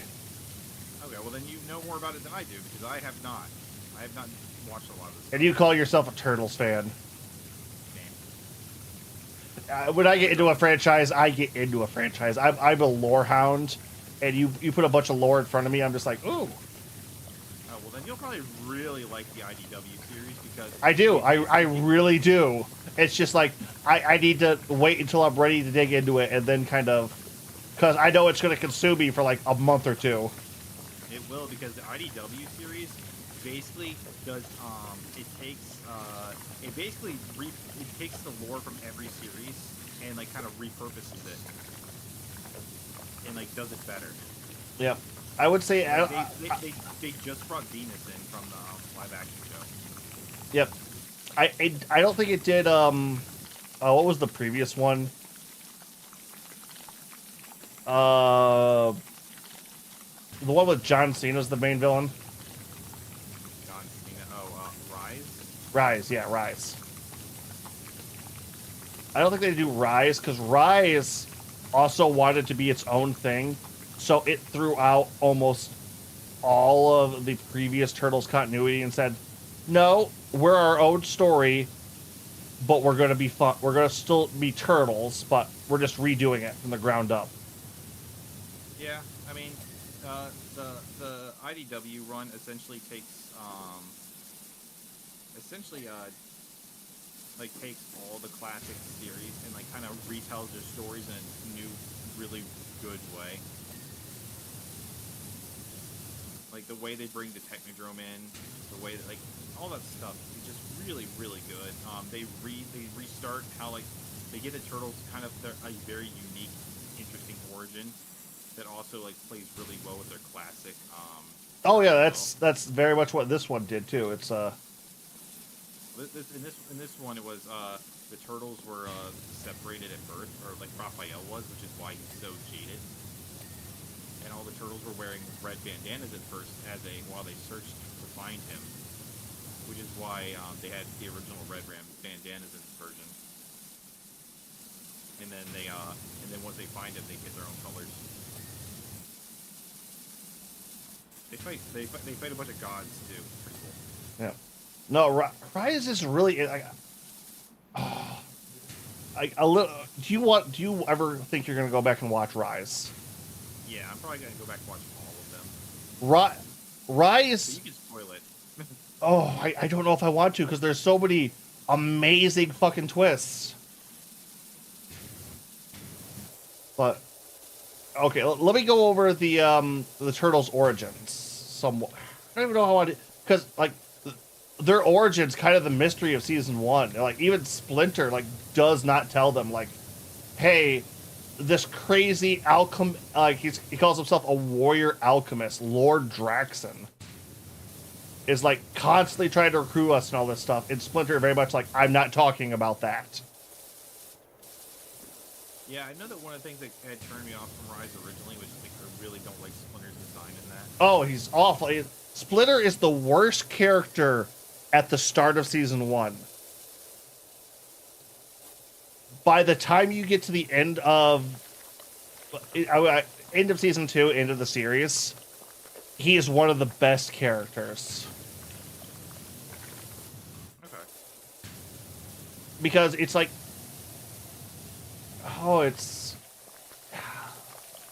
so here's the biggest thing that I think that really sets you off. Splinter has no enemies. He has no horrible backstory. He has nothing he's running from. He's literally, hey, I've had kids. I've found peace. They're strong enough to take care of themselves. I'm just going to stay at home and watch my shows because that's all I have to do now. Like, think about it. If you took away all of Splinter's motivations, like for what he's doing, what the fuck do we have left of this damn thing? How would he act? I mean, they do make the joke in the oldest version of the show, like the cartoon, that he'd watch. Actually, every version of him has been like someone who watches soap operas. Yeah, it's like it's still Splinter, but it's Splinter who doesn't have a motivation currently because, hey, I don't have to worry about a clan. I don't have like the Foot Clan is something he's even connected with at that point. See, that's really interesting. It does make it its own thing, but at the same time, like that was so much of Splinter's identity. I said at the start, it's like the Foot Clan is a threat, and it's not something Splinter cares about right now. And it's like, it's like I walked away from that life. The Foot Clan doesn't bug me. My clan can go deal with that shit. Dude, that's funny because like the IDW series plays with that concept a bit more as well. But they actually have him taking over the Foot Clan at one point. Yep. Well, it's something they play with later on too that makes a lot more like something that I really do like what they do with a lot of their stuff in that. Like, I don't want to spoil too because there's so much good. Oh, here's another thing. Casey Jones doesn't show up to the last episode. That's kind of disappointing, actually. Oh, you have no idea.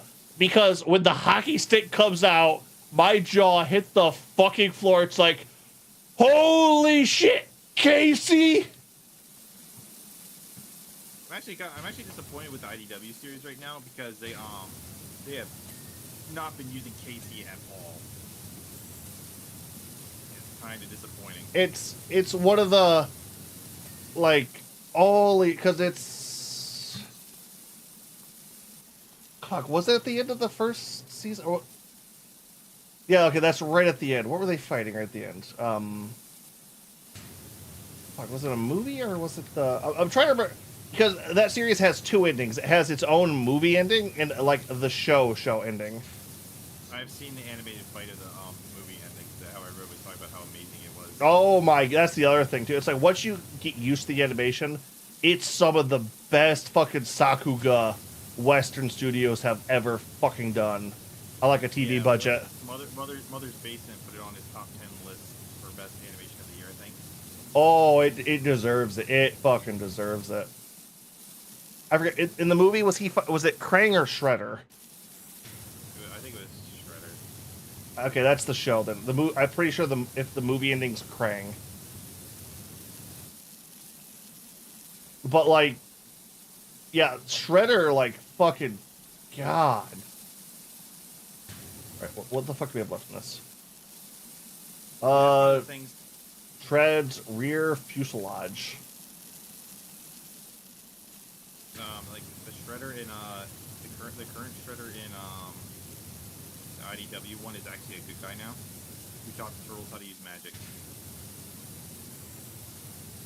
And Donatello is essentially becoming a wizard as opposed to a scientist. Okay, because that's one of the things that kind of I did like about Rise too, is it slowly introduces like mystical powers and stuff like that. Oh yeah, the IDW one does that as well. Yeah, and it's like Wrath is basically like just a fucking like key aura. Like he's a JoJo Stan user, just about. Oh no, so it doesn't get advanced like that. So like they haven't done that much with it. Basically, they all have like slight little like special magic powers, but they don't use them much. The only one who's really been using it has been Donatello, who has been looking at it as science he doesn't understand, has actively been going after it, and he's used it essentially to create time travel. Yeah. And in doing so, he's brought the apocalypse to the future. Yeah. And now he's trying to stop it. And Venus is the one who's big on magic. So Yeah, no, it's. I wouldn't say they all have magic, because. Alright, I think in Rise, it's. Because with the exception of Donnie, everyone basically gets a mystic artifact right off the bat. Doesn't know how to fucking use them, of course, but. Like, they start that, and then they slowly, like, oh, wait, hey, how the fuck does mystic stuff work? Well, you just tap into this power here, and then you can use it, and it's like, oh, shit, can we just do that? Oh, yeah. So, Raph gets to be, like, an aura key user. Leo is kind of a closer to, like, Bleach, like, mystic sword style stuff. Mikey is like a mystic monk. Like he becomes like a Yoda fucking person. Like when you see him at like full power, he'll just be sitting cross-legged, like just like lift a tank at you and throw it. see in Ooh. in the IDW one, the turtles magic is more of a threat than something they take advantage of too much. Well, this is like late. Like this is like they. Like late, like end of the series shit. Like before that, it's like very, I don't know, basic. I would call that. Yeah, I understand. In this particular situation, it's like they have to learn. They kind of have to learn some magic to fight a god. Because isn't it fun how crazy the turtles just escalates after a while? Well, so the thing is, like they build on it really well. In this particular situation, the Rat King is actually a god. He's one of 7. So they had been building up Kitsune, like one of them, the whole time, right? And then they brought in Rat King, and the Rat King's basically the god of chaos. It was really interesting. And one of the gods gets defeated by the Ghostbusters. Yeah. Oh, I love cross continuity like that. Yeah, well, they actually have like 2 crossovers with the Ghostbusters, 3 crossovers with Batman. We're only talking comics. And a funny thing is, the third Batman one is essentially the Turtles Forever storyline, but with Batman and Turtles combined. Oh, have you ever watched the Batman Turtles movie? I own the Batman Turtles movie. Oh my god, oh my! Especially with like the villains all get like hit with the ooze. Although I, the only one who didn't hit was the Joker. Like he's the only like monster I'm just like, eh. He was a fucking cobra. It's like, okay. You know whenever they transform the Joker into anything, it's never very good. Weirdly enough, yeah. I mean, King Joker is good, but like, everything else. Well, it's like Harley Quinn as a hyena. Awesome. Mr. Freeze as a polar bear. Fuck yeah. I don't remember if Penguin was in there, but it feels like he would be, and then just kind of like waddle off. I don't think he was. I know that Poison Ivy was in there 'cause she's a giant plant. And they walked around her. Yeah. Ah. I love the part where like Michelangelo's like, everyone, there's a giant guy dressed like a bat attacking us, and all the people scream. He's like, yeah, I know, it's scary. And then he starts eating the slice of pizza. That he got knocked into pizza place, and then Batman drags him back in with the cable, and he's like, Donnie goes, nice of you to join us, and he goes, I was warning the people, man, the people. No, it's well, fucking like Raish versus Shredder is also. See, I love it more with like the village of the same archetype fight. So they did that with in the newest crossover was Ninja Turtles meets versus Street Fighter, and they had Shredder fight with M. Bison. Ooh. Yeah, I'm gonna work my way down. That one was fun. The only ones I haven't read so far is like I've read the first Ninja Turtles Power Ranger crossover, but I haven't read the second because my comic people they didn't get me one of the issues. Oh, so you're like the short one? Yeah, so I need to actually order that on eBay or something and get it before I continue. Yeah, because they didn't give me the one for the I guess Turtles meets Stranger Things. Not the weirdest crossover I've ever seen. It's not really one I'm like particularly like, oh man, I have to see this because I never actually watched that. So you know what series has the weirdest fucking crossovers? What? Sonic. Yeah. Even I know about that. Well, which one do you know about? I'm trying to think. I've seen one past. I think what it is off the top of my head. Did they have one where he met Spawn? Yeah, that's pretty much the one that's like, because I was going through like an old Sonic because I love like digging in the deep lore, and it starts with Spawn teleporting Sonic to like Station Square and just like, don't come back, and he teleports away. I'm just like, okay, comic, I want to know more about what that was here, please explain. In my case, because this is before I had a place for comics, like the place I was getting comics had closed down, and so before the other one opened up, I would get it when I was driving around work, and I got a bunch of the Mega Man Sonic ones, but I don't have all of them. Worlds Collide or Worlds Unite? I don't remember. Because there's two of them. I don't know. It was like 12 issues, and I only had half. Yeah, because I was reading the fucking Mega Man comic at the time, and I was just like, wait, why are we skipping it? Oh, what the? Okay, Sonic showing up. Cool, that's neat. Yeah, it's one of those ones where I didn't really get to I think I only had a few of them. Like, 'cause I tried doing Mega Man as well. I also did so the thing was I also tried with Power Ranger comics, and but again they were just not around for me to read. Don't ever. I hate to say it, but don't ever bother with the Mega Man comics. That while they are good, they are always incomplete, unfinished. Like they don't ever have a good conclusion. That's a shame. I decided like while I wanted to get all the Power Ranger ones, I eventually just said screw it. I'll just get the light novels instead for them.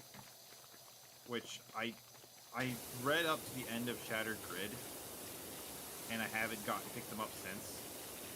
Because it's like there's so many, and I have to look up like what order to get them in. Yep. At the time I didn't have the money to get them. Now I could get them.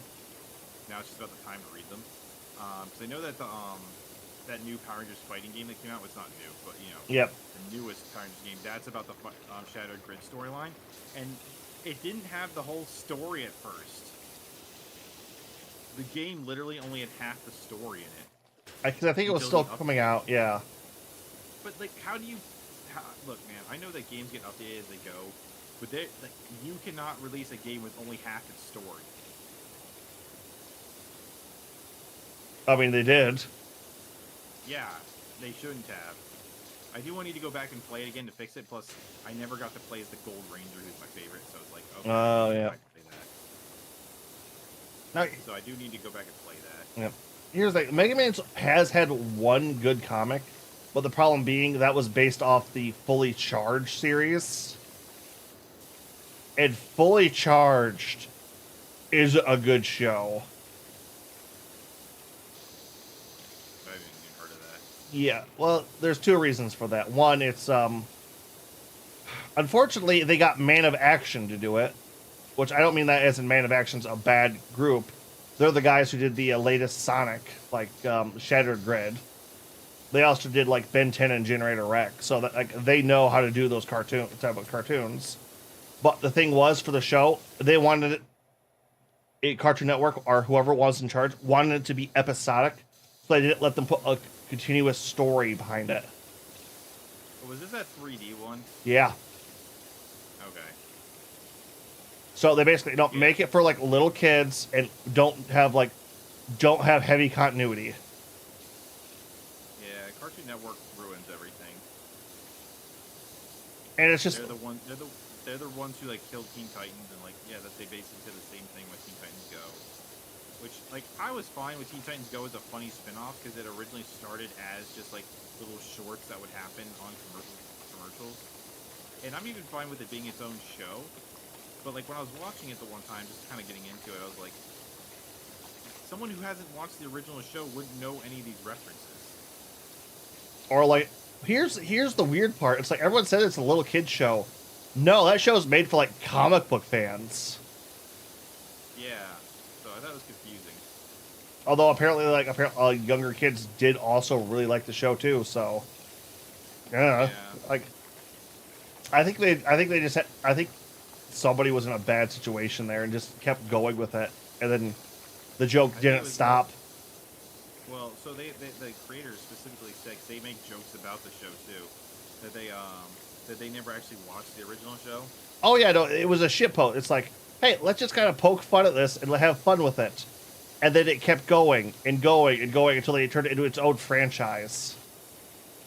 And they were just like, well, this is us. But like, well, here's the thing. It's like, so you read comics, so you know a couple of the different comic studios, right? Yeah. Boom Studio got the rights to the Mega Man Fully Charged comic to do one. They're the ones who do Power Rangers. Yeah, and they did the same way that they gave it the Power Rangers treatment, and it's nice. Fucking amazing.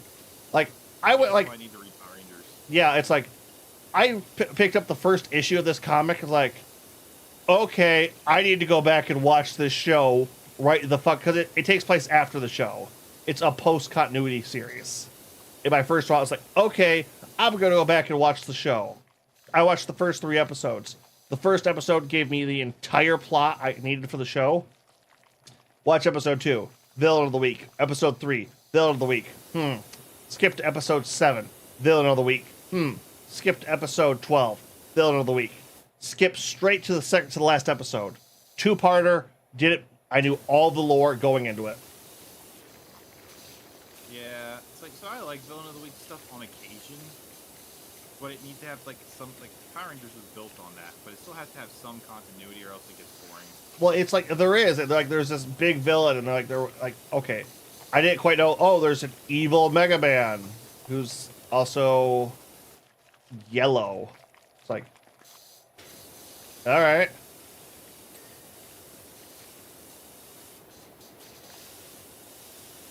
And it's just like, okay, so what the fuck's going on here? It's like, oh, you see the Great Robot War. Dr. Light was a general, leading the most advanced war machines in on human side. And it's like, okay. Cut to the show. Oh, today we're having a weird field trip to the zoo. That's kind of a tone breaker. Well, then it's like they go past the principal, who is a 20-foot tall, Gundam-style death robot with, missile launchers and everything on him. And he's like, hi, kids. I mean, to be fair, Soul Eater made Grim Reaper, have a smiley face. And then when people asked about it, he says, well, kids kept crying when they saw my skull face, so he changed the mask. Yeah. And it's just like... At least there's a reason for it. Well, here's the thing. It's like they kept talking about like the great robot war that saw robots and humans, finally come together as equals in the end. And it's this whole thing of like, okay, yeah, can I get some more of that, please? No, the war is over. You missed the fun part. Yeah, and it's like, okay, so wait, what's Mega Man then? Oh, that's Rock, Dr. Light's son, who now does everything he can to promote peace between robots and humans. Okay, why can't he turn into Mega Man? Oh, that's leftover programming. From what? The war? What do you mean from the war? Oh, yeah, no, Mega Man was like an ultimate, like, a super fighting robot. Like, he was the elite shock trooper that would take out battalions. Dang. And it's just like, okay, why is he a 12-year-old kid now? Well, we didn't, when we had him as a killing machine, we didn't really give him a personality.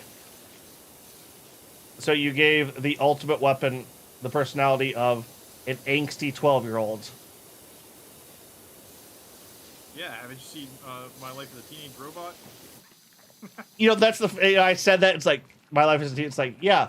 And it's just like, yeah, that's the plot. It's, we have My Life as a Teenage Robot at home with the Mega Man label on it. That is kind of funny,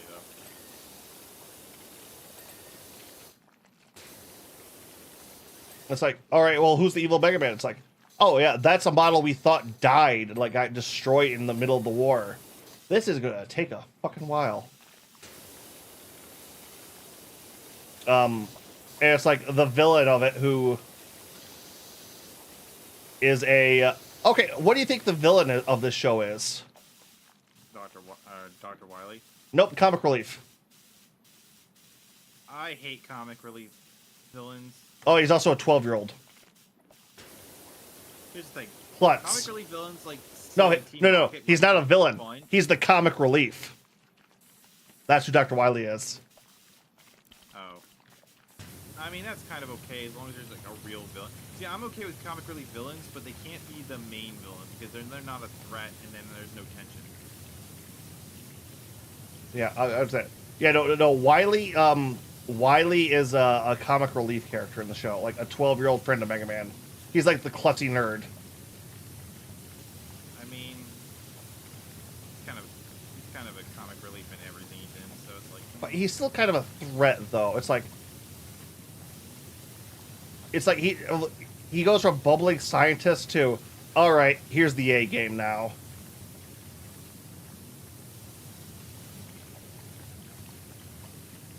I don't know, it's a former general on the human side who was mad with the peace they won. It's like, no, robots are slaves, they should be treated as such.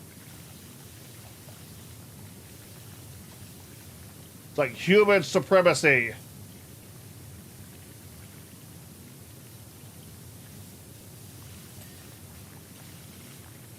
And it's just like, it's like, did you have to go with the most nail on the head fucking type of villain for this? It's like, you could have had so many different things. You could have had a robot supremacist. You could have had all these different kinds of... Nope, it's a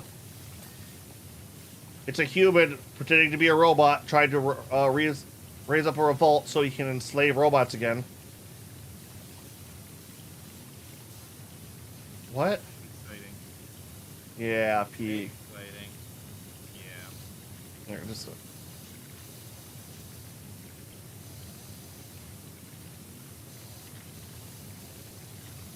Oh, but... Oh man, I was trying to get these tires clean, and it was being a real problem, and I just looked up, like, it says multi-purpose, so I grabbed the multi-purpose cleaner and did it in 2 seconds. Yeah, there's a bunch of rust on the... Oh, wait. Oh, dear fucking... Alright, I'm gonna come back to do the heavy stuff on this later. I'm just gonna do a generalized cleaning. Yeah, well, this one is like, this job is worth over like $1,000. Yeah, I think this is like one of the... I think this is the second biggest one in the game. If I remember correctly. Because I swear when Matt Pett did a video on this, he made a joke about how long this one takes. And I think the final one...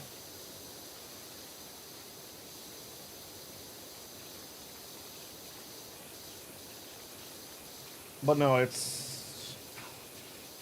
But no, man, if you get the chance, go back and watch Rise, because I know so many people are like, oh, I don't like the art style, or I don't like how kiddie the turtles are to start with.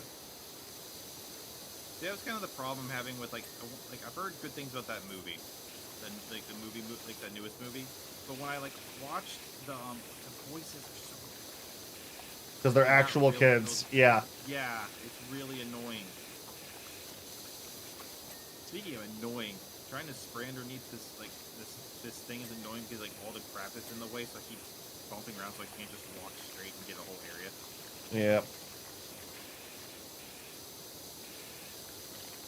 It's one of those ones where it's like, it's like so the funny thing is, as a Turtles fan, I've never actually watched the entire series of any of them. You know what I mean? Oh, you never Like, sat down and just like finished a series?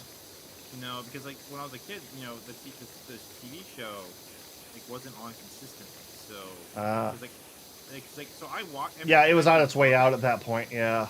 Yeah, when I got in, when it was already like had been out for it's been on TV like for like 6 or 7 years before I was old enough to understand what TV was. Yeah. So, like the IDW series is like the first time where I actually got to jump into a series at the beginning. Actually, no, I got. So the Turtles '03 series was technically I was there at the beginning, so it's like, oh man, Turtles. But it was also at the time when I was getting out of getting up early to watch stuff. So like, it was like the last time in my life where I was getting up early by choice. So I ended up not. So I ended up dropping it pretty quick. No, I can definitely understand that. I was there when Sonic X dropped as well, so I was like, oh, new Sonic show. So I was like, you know. But again, morning, that's also when I dropped Power Rangers. It's just one of those things where, like, Saturday morning cartoons just died for me when I was, you know. Yep.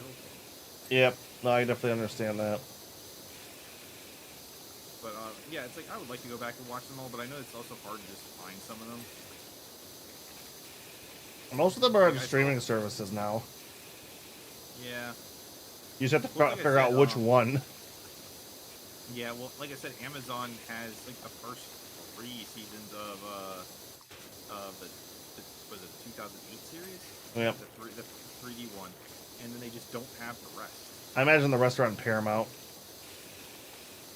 Yeah, I'd rather just go like Walmart has them all on DVD for like $40, so I was debating on just buying that. I mean, it's that. I have a bias because that is the one I started with, and I really do like it. The one thing I will also state, it's about the only one that doesn't start off kind of kiddie. What, the 3D one? Oh no, I thought you meant like the 03 one. Oh no, I was talking about I don't know what streaming service is the 03 one. That's because the 03. So the thing is, the original creators of the Turtles hated the original cartoon.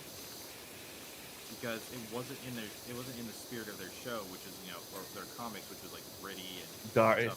To the point where people were like, yeah, the people started contributing the creator of the show as the original creators of the Turtles, and not the comic book creators saying like, yeah, well they created the real version of the Turtles. To the point where it pissed them off. So the 2003 series actually had Eastman in them on board helping with it. So it was essentially like the original creators of the comics were on hand, so a lot of the stories are from that. Oh yeah, I can definitely. When you say that, I can like. Oh yeah, I can see that. I can see that 100%. Yeah. Which yeah. You know what the Ninja Turtles were a parody of originally, right? X-Men. No. You sure about that? Yes. All right, what were they a parody of? Daredevil. Be sure. I know that they got spawned from Daredevil. The canister that mutated them was supposed to be the same stuff that blinded Daredevil. But I'm pretty sure that they were supposed to be a parody of X-Men. No, they're. You know who's Daredevil's main villain is? Kingpin? The Hand. I've never actually watched Daredevil. Other than the crappy movies. It's basically a ninja death cult.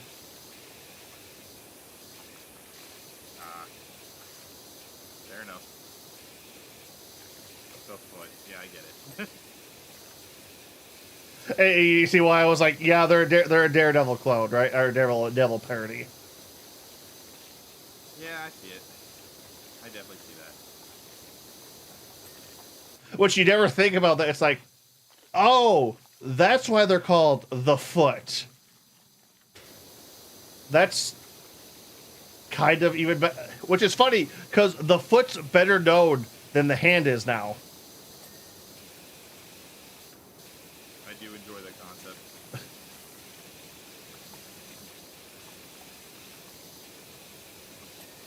Yeah, and it's just, oh my fucking, really? Really, guys? Really? Okay, whatever.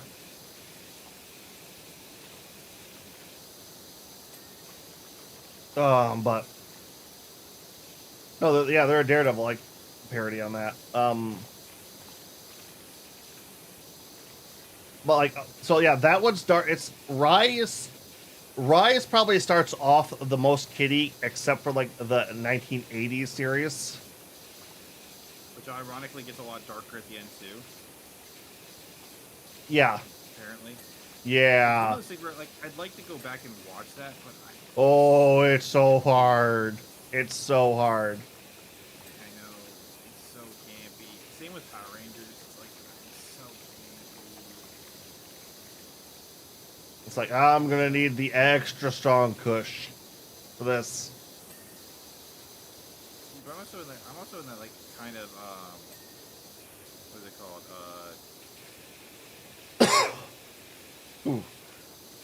I'm also in that kind of like camp where it's like I just like when I'm watching stuff, I want to actually like watch it, and not like edit or draw when I'm doing it because that's how I remember stuff better.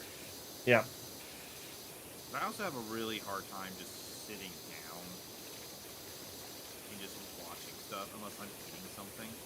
Yeah, it's like if I'm not doing something while it's playing, it's like I feel like I'm wasting time. Yeah, pretty much. Yeah, it's I definitely understand where you're coming from on that one. I would, like I said, Rise is very much like that. It also does get dark because it's, like I said, Splinter. If you watched any other form of Ninja Turtles, you are going to fucking hate Splinter at the start of that show. Yeah, I can see that. To the point where it's like he doesn't even call the turtles by name. It's like red one, blue one, dark blue one, or what was it like purple? Well, no, it was a red blue one. Like, I'm not gonna bother to remember all the colors.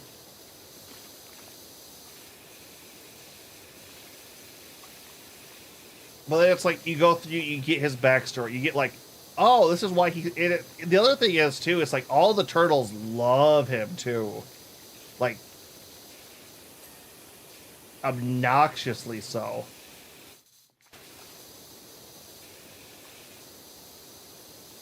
I mean, that's kind of funny in its own way. Yeah, like I said, then it's like you get to his, you get to know who he is, and it's like when like danger started coming, and like the turtles are like actually in trouble, and he's just like, okay, now I step up and do some shit. I mean, to be fair, Splinter usually doesn't join the fights unless he has to. Yeah. Funny enough, the first problem they run into that gets him going is they run into his ex-girlfriend. That's interesting.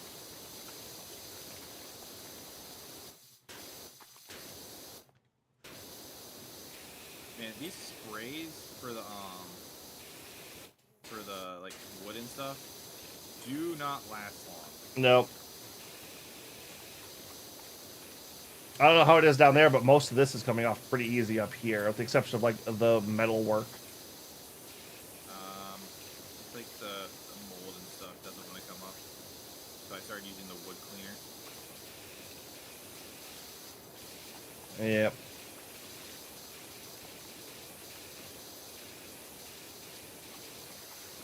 Although I do, I don't know if it's because the problem is if I listen to anything for long enough, it eventually grows on me, and I don't know if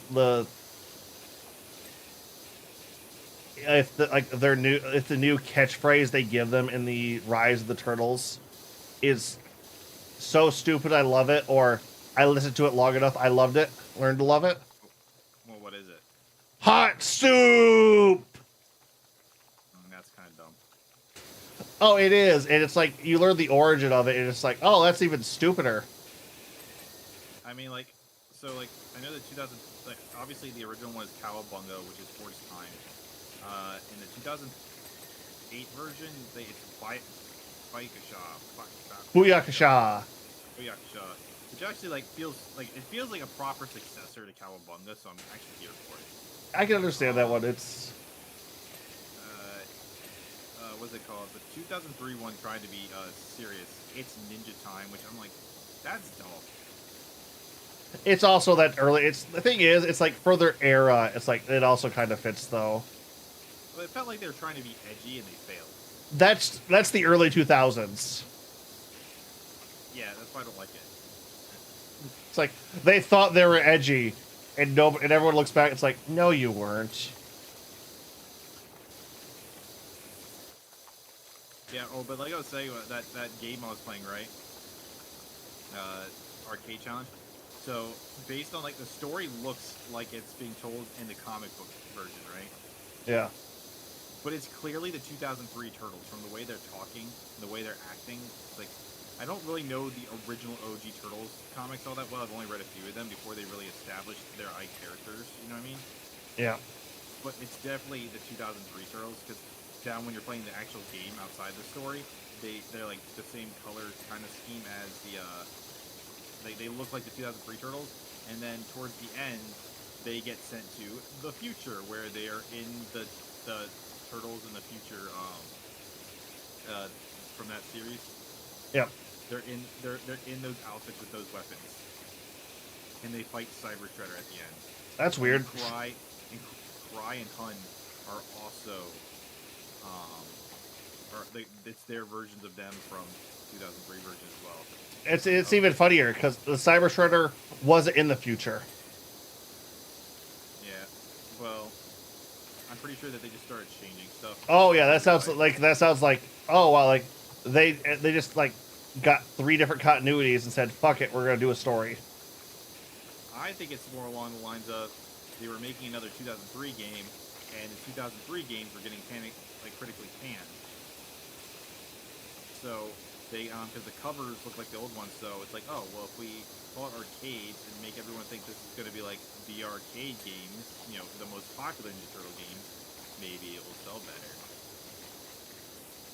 That's my theory. Yeah. Maybe I can believe that too. It's a shame because the writing for the story actually isn't too bad. Like I actually enjoyed it. It's fun Ninja Turtles. That's always been the weird thing, with the exception of the 90s live action series. Most of the Turtle shows have had great stories. Like they've had rough patches, but it's like all their stories, like their world building, everything is so fucking good.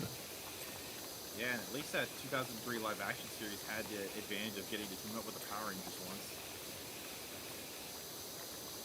Yeah. As stupid as that was, because they didn't fight a real monster or anything, they just fought their putties. And it's like, so it would be like, why didn't you give us a real fight? But, you know, it was still, like, going back and watching that, it's still an enjoyable fight to watch. Yeah. And the IDW series looks like Ninja Turtles become Power Rangers. Yeah. That's cool. It transforms the Turtle Band into a Megazord. Oh, that's cool as fuck. Yeah, they made toys of them. I only saw them one time. The only ones I regret not buying. Well, it's like I know the CGI one, like the Turtles had a mech in that. At some point. I mean, I think the Turtles have had a mech in every single series. Yeah, I believe it. Like after I said it, I was like, have they not ever had a mech? I know, I haven't seen it, but I know at the end of the original version of the Turtles, they fight whoever the end villain is from that series. They fight him in the Krang body mech and pilot it like a giant mech suit. I honestly do not know who's the villain in that series, the final villain in that series. I don't either. It's some red dragon thing. Yep. From another dimension. Although, honestly, it's something I've been really enjoying. Every series so far has managed to do something crazy with Karai. Oh yeah, Cry doesn't make. They have no set backstory for Cry in the 2000 in the CG cartoon. Cry is Splinter's daughter. Yeah, no, I'm aware of that. Like, that's where I was introduced to her as. In the 03, she's also Splinter's daughter. She's had 2 stories where she's Splinter's daughter. And in the Rise, she's Splinter's mom. In the IDW series, she is Shredder's great ancestor, or not ancestor, his great granddaughter. Because in the IDW series, the turtles essentially they're reincarnated from ancient times, and the reincarnations essentially as turtles, and the one god who wants to take over resurrects Shredder to be the vessel for another god, and Cry's blood is used to do it. Okay, then. Yep. See, That that's also explains why Michelangelo just understands Japanese naturally. no, he's a weeb. Yeah, that too. Yeah. But no, in Rise, it's but like Splinter's even like yeah, no, our clan has a bunch of my clan has a bunch of this shit. I don't like it. I don't like how secretive they were all the time, so I left. Yeah, like Splinter, this is very much like, no, I didn't want to be part of a secret ninja clan, so I left.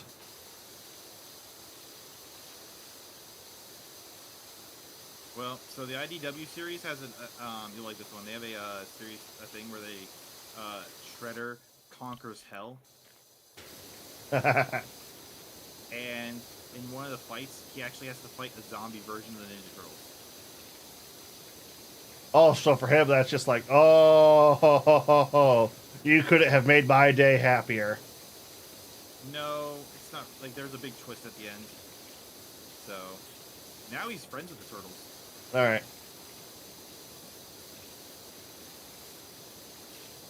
That's always an interesting thing, especially if you try to do like a redemption arc. It's just, don't make the villain fall back on evil ways later. It's like, if you give them a redemption arc, give them a fucking redemption arc. Well, it's really interesting because in this version, so like, they make the concept that part of the reason he's always been evil and ragey is because basically the one god that was getting resurrected has essentially like kind of planted a seed inside of him, which has made him like that. And now that he's free from it, he understands like, you know, the friendship that him and Splinter had growing up, so it kind of means more. It's like his evil turns were like the devil whispering in his ear for his entire life and him not understanding that wasn't his thoughts. More or less. So now he is trying to redeem himself, essentially. Yeah, okay, yeah, just don't have him do a face turn on anywhere. Well, the interesting thing about him doing a face turn is that he's also hooked up with a god. Like he was a villain too. Oh, like shacking with it? Yeah. Cool. Yeah, a god, fox god. The Kitsune god. Okay. So it's kind of like hoping like she stays good as well. Okay, because here's the other thing they do too. It's they've like in you like oh, I'm trying to think of another medium that does that. What they do for like a lot of the mutants and monsters in New York is there isn't technically an ooze like flowing. Basically, that like the warrior alchemist was trying to figure out how to mutate humans into like perfect warriors and all this shit and experimenting with like DNA splicing, and releases a bunch of what he called like Mikey ends up coining what was it? Ooze-skeetos. So it's a mosquito that comes out and bites you. It's a little better in the IDW version. A little better. because when the turtles get mutated, right? Yeah. They're essentially the first mutants. Same also, it's like they were like his. I don't want to explain the origin because that plays a big part in season 1, but yeah. Well, in this one, so like Splinter and Raph and all the mutants get mutated, but there's another mutant who's with them, a cat. So they introduce kind of like a rival character who's a cat. And he specifically fights with Raph a lot, and he hates humans because they experimented on him. So essentially, he's trying to mutate whole worlds, and he actually ends up and he detonates a bomb in New York City that mutates all of New York City. Oh, okay. So that's how mutants get widespread in New York.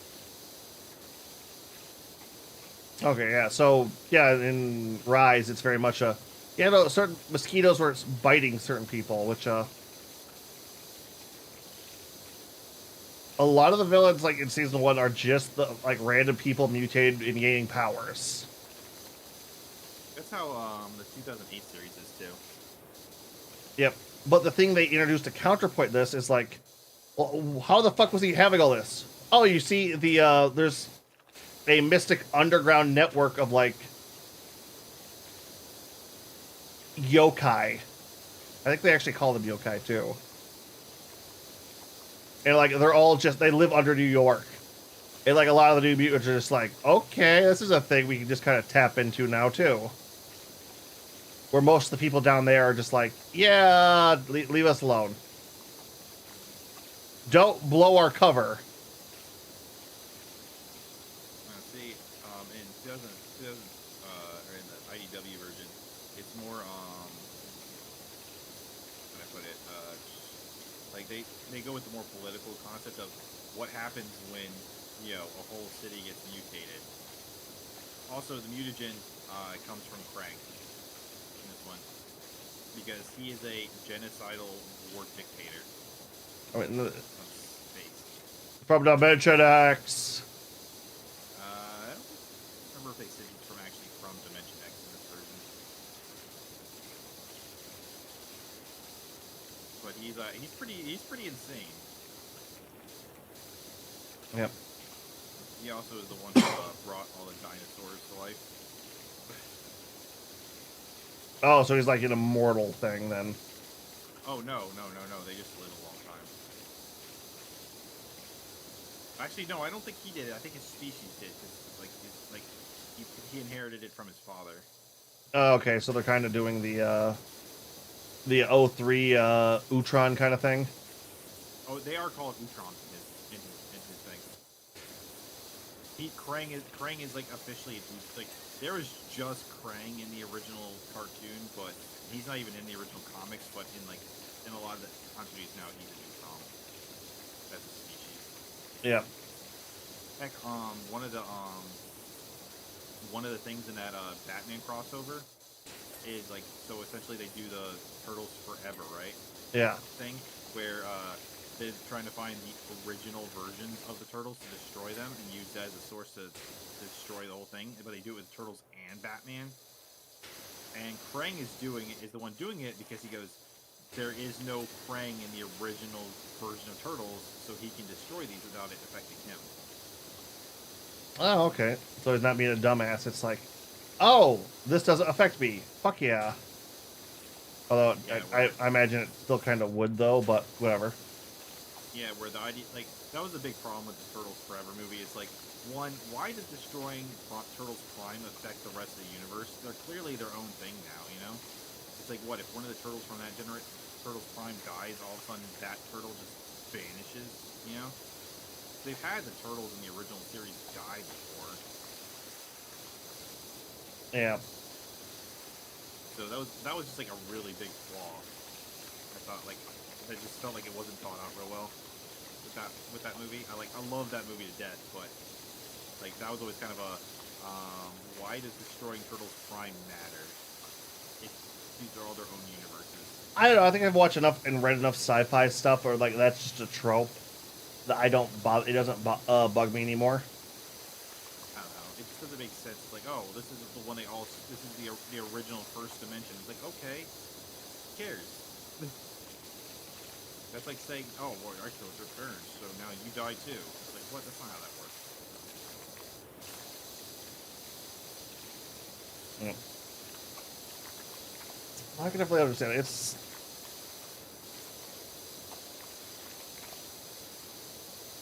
It's been very interesting. I'm curious to see where they're going to go with the new one because they always do so many interesting things with it too. Because like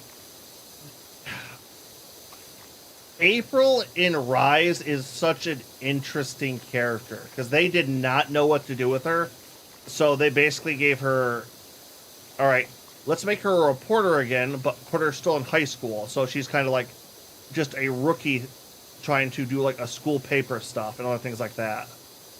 See, that's the funny thing. April, depending on which continuity is, so in the I don't know, I'm not 100% sure about the original series, but obviously she was both in that one and like the 2003 series. I believe in the original comics and in obviously in the IDW one, she's a scientist. So like the reporter thing was from the cartoon. Yeah. It's weird because like I feel like based on her design, it's like she doesn't like the April in the 2003 series doesn't look, or not 2003, the Rise series doesn't look like April at all. And I know that's like the whole woke thing again, but my thought is like apparently she doesn't act like April much anymore either. So why I was like, why didn't you just make her a new character?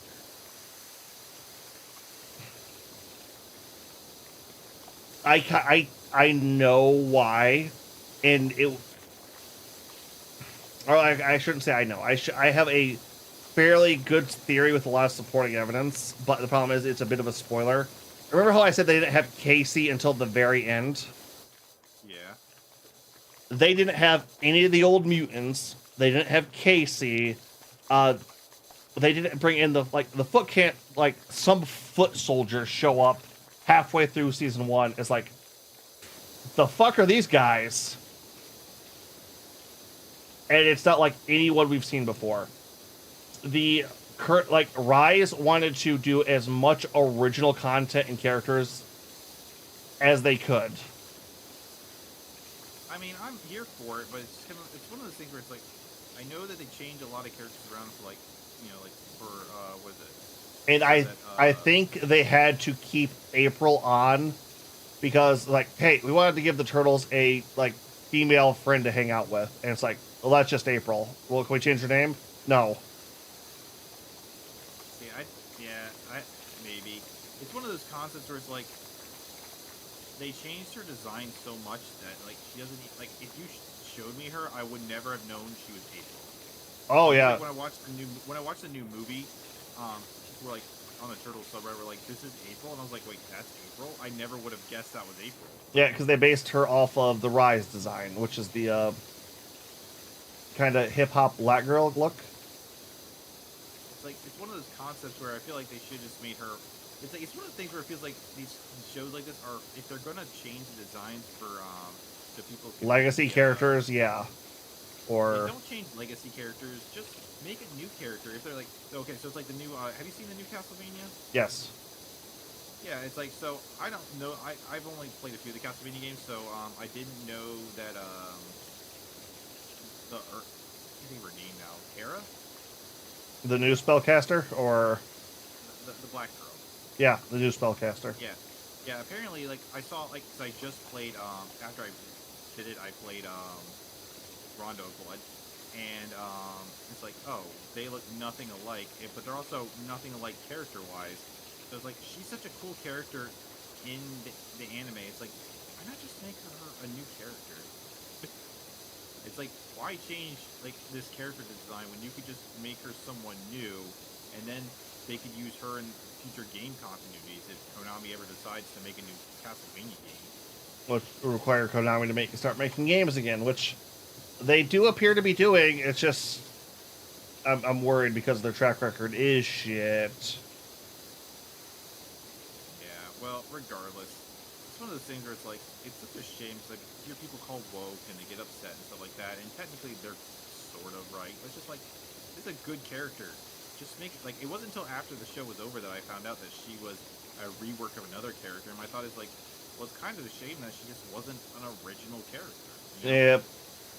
like she's such a cool character. Why not just have her be her own thing? That's kind of where I'm at with April in Rise too. It's like she's an amazing character. It's like this isn't basic April.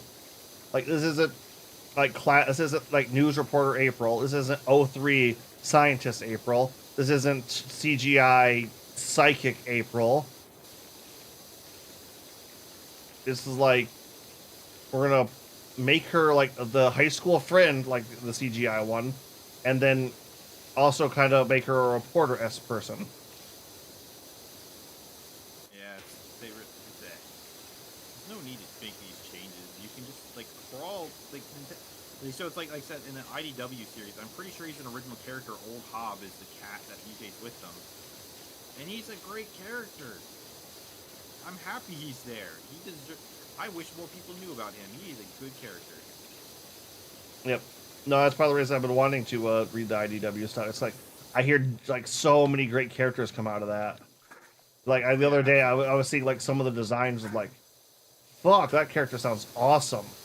Where are they from? I mean, the IDW comics. Like, oh, right. Don't show me more then. I mean, they drop the ball sometimes, but yeah, no serious bets of fucking. Yeah, so towards the issue 100, the series starts getting exhausting. And when I say exhausting, I mean like you feel for the turtles, like you feel like they're just not catching any breaks, and they're literally facing against gods and aliens and robots, like everything in existence is after them, and they just cannot keep up.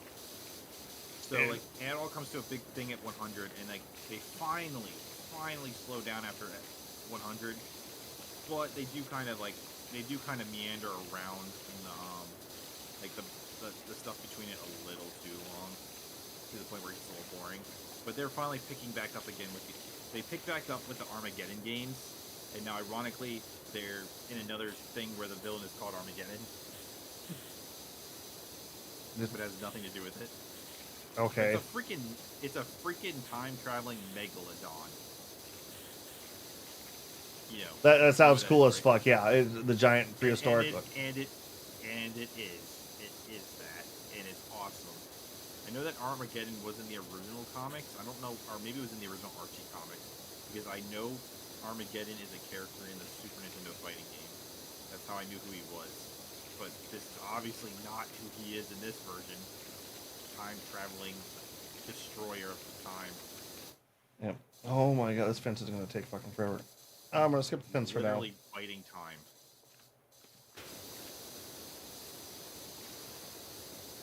They also completely redid Venus. Yeah, I would hope so. That character needed a fucking overhaul. Well, so essentially she was going to... apparently, someone else had rights to her, so IDW finally got the rights to use her. Which is probably why, like, they have a fifth female turtle named Jenica now. So she's essentially the sixth turtle. All right. Or the seventh if you want to count the time-traveling albino turtle. What, Spike's not in that one? No.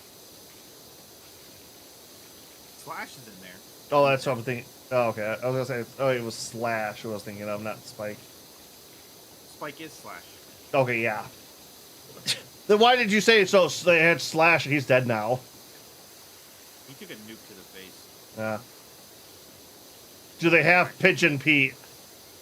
They do. They do have Pigeon Pete. Oh, fuck. I was seriously joking on that one. Nope. They do have Pigeon Pete. Hob creates a group of mutants called the Mutanimals. And Pigeon Pete is in that group. Oh, is he as worthless in there as he is in the... No, you don't know, but... What? Yes, he is. Oh, He's thank as God. worthless as he is in every continuity. The CGI one actually kills him off. Oh, that's a shame. It's He's like a lovable character. It's hilarious how they do it, but he gets replaced with Mondo Gecko. Mondo Gecko is in this as well. He's friends with Pete. Just as Manta Ray is. But the IDW series does not shy away from using characters from every version of the Turtles. Like, if there's a Turtles character you like, especially if they're from an older series, they're probably in there. Okay. Yeah, see, a little piece of me wants to see them do Lord Drax now. I wouldn't be surprised if that is a future. I would genuinely put that as a possible future thing for them. What is Lord Drax's origin? He is he's an ancient warrior alchemist yokai. They brought yokais in, I think, so that's not something they couldn't do. Like, here, let me, because I kind of like doing this. Let me pull him up, and I'll throw it up on you guys for stream, too.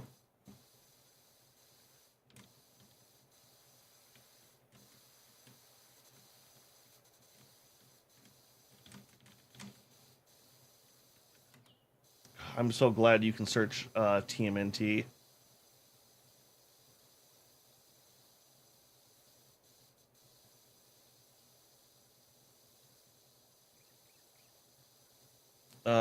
But yeah, there's Lord Drax. I'll send it to you, and I'll get it up for you guys here in a second. On Man, I know what he looks like. I've seen him. All right, you have seen him. Yeah, it's that Minotaur looking. Yeah, I've seen him before. I know what he looks like. Voiced by John Cena. Dun, dun, dun, dun. It's just one of those things where it's like. Well, it's funny because he's such a good villain that like John Cena is now tied to the Ninja Turtles franchise. I mean, and there he is. Well. No, I don't mean like as John Cena. I mean because everybody loved him voicing this character. He's now tied to it because he's in the new Ninja Turtles too, the movie. Yeah, I've heard that. I do need to sit down. I just need to like. Man, I don't know, man. The kid voices really, really make me not want to watch. It's like... You want to do a watch party on here with it at some point? Because that's the other way I get to watch a lot of the stuff I do. It's like, I'll make my friend sit down and watch it with me, and we both have a good time doing that. It's like, if I can watch it with people, I'm much more motivated to do stuff. Yeah, okay, maybe we could do that sometime. Now you're thinking about that, it's like, shit, that does sound fun, right? Yeah, then I can make fun of it. That's how we watched, like the Resident Evil 4 movie. Yeah, I didn't watch many of those, but I remember we watched one, and like he kept throwing his weapons, and we're like, "We gonna throw the tank now?" And he threw the tank, and we're like just laughing so hard because he did it. Yeah. Although the previous Resident Evil movie is honestly the worst fucking movie I think I've ever watched. So I actually don't have much like Resident Evil knowledge. I'm not big on horror. Like the first Resident Evil is a horror, then it's an action franchise. Yeah, I worked in the movie theater, so I got to see them for free. Here's the shitty part. The last Resident Evil movie is supposed to be a combination of Resident Evil 1 and 2. And it's... Okay, let me set this scene for you. Because I remember we got to this point and I was just like... Wait, what? So the main character of the movie is supposed to be Claire and Chris Redfield. You know, Claire. Chris is a member of STARS. Claire is a reporter. I've beaten 5 and... Yeah. So he's the main villain of this one. Claire's been investigating this mad scientist with this formula that created the zombie, all this stuff, member of Umbrella. Dr. not Wesker, but I forget whoever made the G-Virus. Chris, the entire time, has been in, like, the mansion trying to figure out what the fuck's going on. Not like the majority of all Resident Evil games. No, there's a lot more to it, but... So, what's happening is Claire gets on this monorail that leads to the mansion, and Chris also gets into like this transport that like gets in between the two. Runs into Claire. It's like there's this monster after me. We have to stop it. We have to get away. This thing is just it's mutating. This thing's too powerful. We have to run. And Chris is like, okay, I'll deal with this. My team's over there. Go get with Wesker. He'll keep you safe. Kind of great that Wesker would keep you safe. Well, Wesker was a good guy. Like his betrayal was like a big plot twist in the first game. Was it? Yeah. Okay. Yeah. Resident Evil is one of those games where I'd really like to just kind of get into them because they're like, you know, it's one of those ones where like, you know, the games that like really stood the test of time and really got big, made franchises. Kind of like you kind of just want to go back and see what you missed. Oh, the games, the early games are not good. They are not good. Yeah, but they have like good remakes, don't they? Oh yeah, 2 forward does. Watch a movie for one, or watch a let's play or something for one, or story breakdown. But okay. Didn't they make a remake of 1 not too recently ago? No, the remake of 1 is on the older engine still. It's so old. Like 1 needs a second remake now. Okay. Ironically. So the main villain, Dr. Who Gives a Shit, and Chris haven't met, haven't talked, haven't seen each other this entire movie. And as Chris is getting ready to ambush this monster, like, and he is fully like mutated monster mode. He walks to this room, sniffs the air. Hey, Chris, I've been looking for you.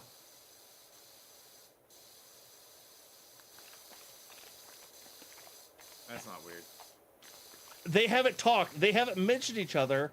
As far as the continuity goes, they haven't seen each other in years. And this monster just walks into this room. It's like, oh, I'm going to kill me, a Chris Redfield.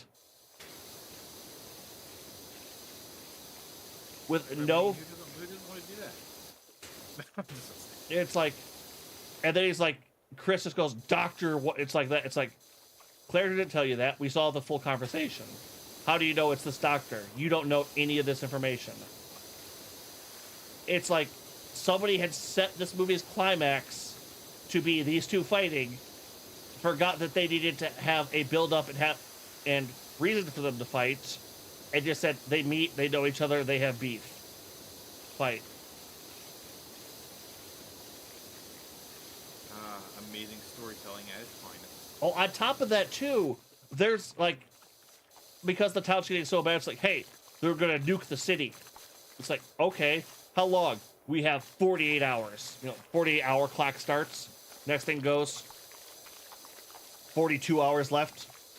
Then, like, an indiscriminate amount of time passes, like they've been doing stuff. And then it's like 20 hours left, and it's just like, wait, they were doing that for, like, 10 hours? And it's just like, it's like 12 hours and 40 minutes left. It's just like, wait, what? Movie, you're not, that's not why you do the time thing. Movie, are you drunk, movie, come back, you've lost the plot, movie, come back to us. And the movie's like, no. It's like, all right, climax. All right, twist. Wesker isn't the villain. Who's the villain? All right. Oh, you know that person who's always Wesker's henchman? They're the secret villain. Are you below me? I'm above you. Oh.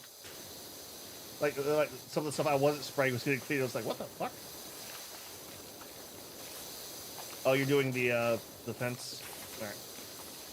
Yeah, I've been doing a lot of these like weird fence angle things. Like I was doing the stairwell. Oh my god! Like I got a headache starting to do those. I was like, I'm just gonna do the floors. I don't even know. It's kind of hard. It's kind of hard to tell. Like, are each of these individual things their own thing, or are they like a part of one bigger one? Because I'm not seeing a lot of them go bing. I think they're like sets or something. It looks odd.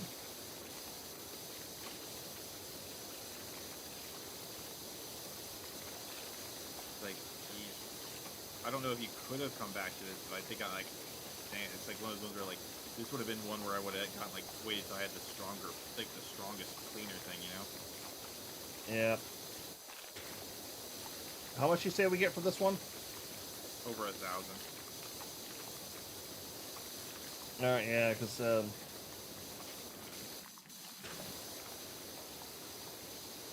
Even the wood cleaner isn't doing much. I have it set to the yellow nozzle. I mean, I do too, but I mean, the wood cleaner is much bigger spray, so I was kind of hoping that, that it would get this crap off faster, so I could, like, get through, like, some of the harder to reach stuff easier. Yep.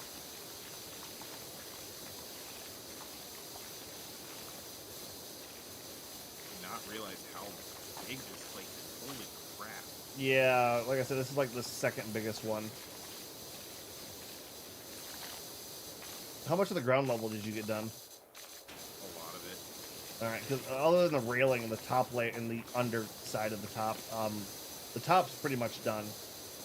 Oh, I did a lot of the underside stuff too. Yep. But one other thing I would say about Resident Evil, it's a weird franchise because it shifts genre.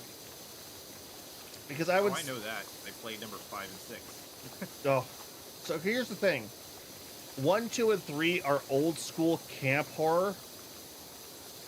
Like 1's legit, 2 and 3 are kind of camp horror, and then you get to 4, which is kind of camp horror action. And then 5 kind of mutates into more of an action game. And then 6 is a shitty's 2000 shooter. I remember playing it and, like, at the very least enjoying it for what it was, but... That might have been because you hadn't played a lot of those style of games yet, and it was just new and interesting. Resident Evil 6 fucks up on so many goddamn levels. Ugh. Hey, get Keo to play it. It's multiplayer. Oh, I know. I played it co-op. That's the only reason I played it. Yeah.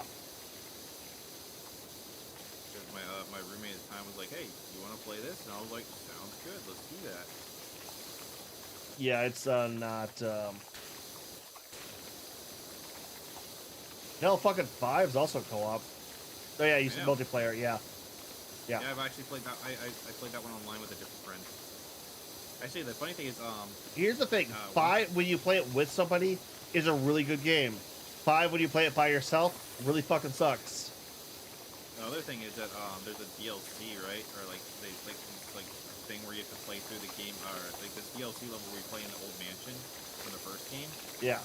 And it actually feels like a horror game when you do that. The way like the restraints they put on you. Yeah. It feels like it feels like a completely different game, and it's kind of crazy.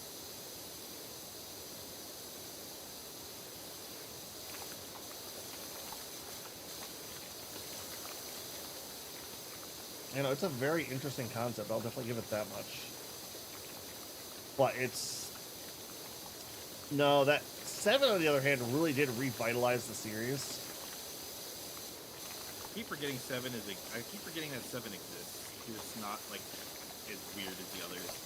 Oh, it's definitely as fucking weird. It's probably as good... It's almost a reimagining of the first game in its style. It's very well crafted. Yeah, I never hear anyone talking about it though, so I just feel like it probably wasn't as memorable. Well, the problem is it's a horror game, and horror games do have a very... I don't want to say niche audience, but it is. Oh, I know. Like, there is certain people that like horror games, and Capcom in their infinite wisdom, like, oh, people really like Resident Evil. Well, if we take away more of the horror aspects, it'll have a more wider audience appeal. Yeah, it sounds like a Capcom move. It's like, Capcom, people like this because it's a horror game. When you take out the horror, it's Devil May Cry. yeah, kinda. Well, no. So Resident Evil 4 started out as Devil. They were doing something else, and the way design happened, they ended up taking the game that they were making and turned it into Devil May Cry. Yeah, Because of Resident Evil 4. I can see that. I can definitely see that.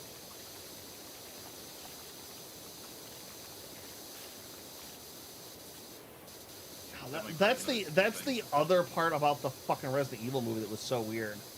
Is Leon's in the movie. He's one of the supporting characters. The actor they get to play him looks like another supporting character in the Resident Evil franchise called Carlos, who was in Raccoon City at the time and does play a big part in Resident Evil 3.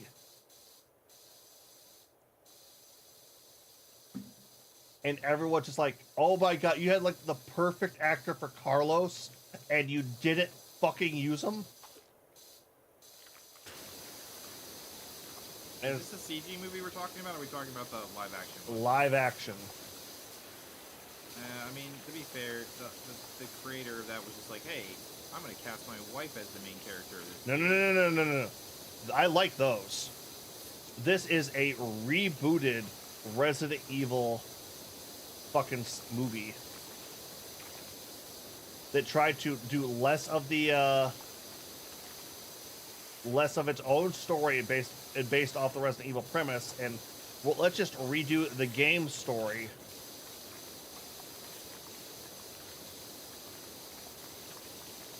And it is the worst put together movie I have ever watched. Saying something.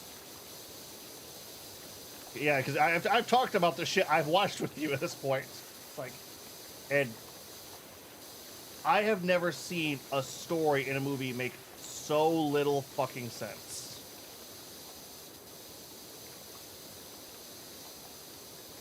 Just like, okay, what?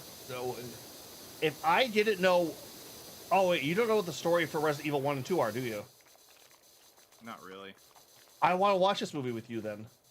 I want to see from somebody who has no idea going into this damn thing what, like, the response is. I mean, does having seen the original No. movies? No. See, that's kind of how I was feeling. Like I literally just started up Final Fantasy Rebirth last night, and I played for about 2 hours, and they made a bunch of changes to the story, and I'm thinking to myself, man, I wish I didn't know the original, because like this would be like, I would like to know how this hits from someone who doesn't already know the plot twist, because what they changed makes me think like, well, is this one thing still the same, so it doesn't matter, or did they change something else too? You know? Well, that's kind of the beauty of what they're doing. If you're a new fan coming in, you can appreciate it. If you're an old fan coming in, though, you kind of know where the story was supposed to go, and it's kind of it's going to be interesting to see what they do. Yeah, but it's like I was talking to Fred about this actually on his stream. At the same time, it's like I am, but the original story was so good that I wanted to see it, like, you know, reborn in the new stuff, you know, as opposed to changing it. Okay. Obviously, they're obviously never going to get another remake of this caliber for 7. So it's like, I don't know about that. It's like, I think, okay, this is going to be a bit tinfoil hatty here, but I think Square is doing the remake this way so they can have all the engines and assets they need to do a proper remake without having to go bankrupt doing it. I don't think that, because if that was the case, like, basically the first game, which was just remake, other than a few things towards the end, it was basically exactly the same as what the original PlayStation game was, just with like more filler to pad out time. Yep. But other than that, it was the exact thing. So if they, and the stuff that's happening in the first 2 hours of Rebirth is mostly the same, with the exception of like the first 20 minutes. So basically, if they did that, like, fans would be like, well, this is literally the same game as remake. So There's nothing they could change. Like they already did it. They couldn't change anymore. So I don't agree with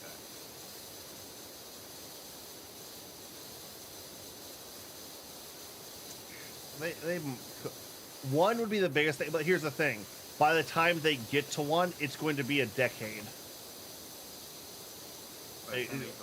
By the time they've come out with like a proper remake, the first remake is going to be probably a decade old. Yeah, well, there's also a chance that technology will have changed, and they would be expected to have done something new.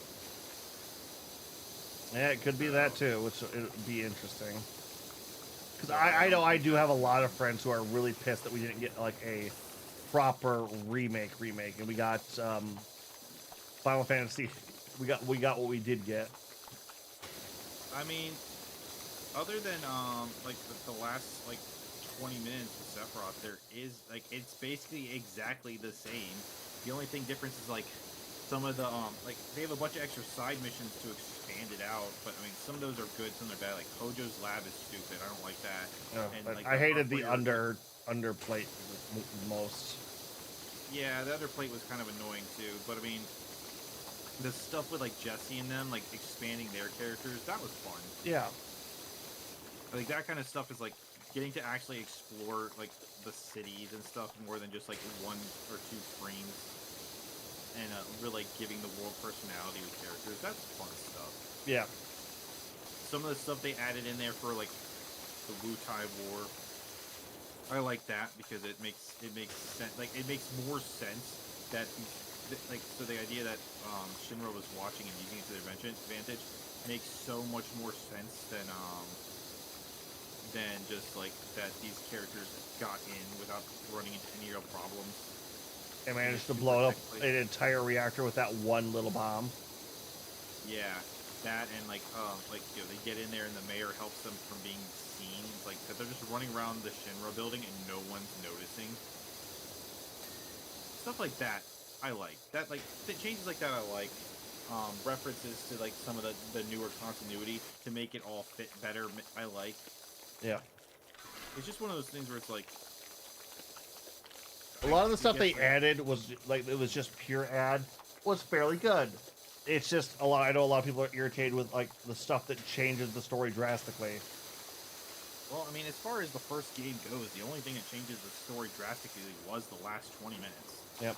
Well, the fact that Sephiroth shows up so early too is a big deal. With the Prez, I didn't like that as much because it kind of took away his build up. Like he had like really good build up of like they're just talking about him like this thing like, oh, who's this person they keep talking about, and then he's the one who kills the head of Shinra, but all you find out is his sword and the music. It's just like he's like a horror villain, and like the less you see of him, the cooler it is. The problem is Sephiroth's such a iconic character in the popular zeitgeist. It's like everybody knows Sephiroth. There's no like doing his reveal. Like there's no doing that. Sephiroth is. I mean, getting this. I feel like I know it would be spoiled, but I feel like getting to see him in the new graphics for the first time would have been a really interesting reveal. You know. Yeah, but we've had Advent Children Sephiroth already too. Yeah, but it's still not. I mean, Advent Children Sephiroth and Advent Children Cloud. I don't know. Advent Children Cloud looks kind of different. I don't know. I get it, but the idea is. I mean, so like the best he would have done is like, oh, we could have like we have his new HD model. It's like, I don't know. I still think like it feels like if it's supposed to be for new, if there's supposed to be a thing for like new players, they should know like. So I have I had a friend at work who was playing it for the first time, and he didn't know about Aerith. He didn't know the spoiler about Aerith. Yep, that's been kept. Hell, the spoiler about Cloud is like barely known. Yeah, so like there's a lot that isn't been revealed, but at the same point, there's a lot of things they can do. I'm actually happy with it just because of how crazy the story writers have been and how good they generally make their shit. Oh yeah, no, don't be wrong. Like I'm still enjoying it. That's what I'm torn on. It's like on the one end, it's like I really like that there's a bunch of new stuff that I get to learn. But on the other end, it's like this would have been like this. I would have liked to have seen the original story. It's kind of like the Scott Pilgrim anime. It's like I really liked what they did with the new thing. I still need to watch that. Honestly, it's like it's just been it's been like on my list. It's just like every time I look at it, it's like I don't want to start this because I know if I start it, I'm going to binge the whole fucking thing. I mean, it's just 12 episodes. I know, but it's like that's still like 3 or 4 hours. Yeah, it's about 4 hours. I ended up binging it. Yeah, yeah. See, make my point for me. Yes. Yeah.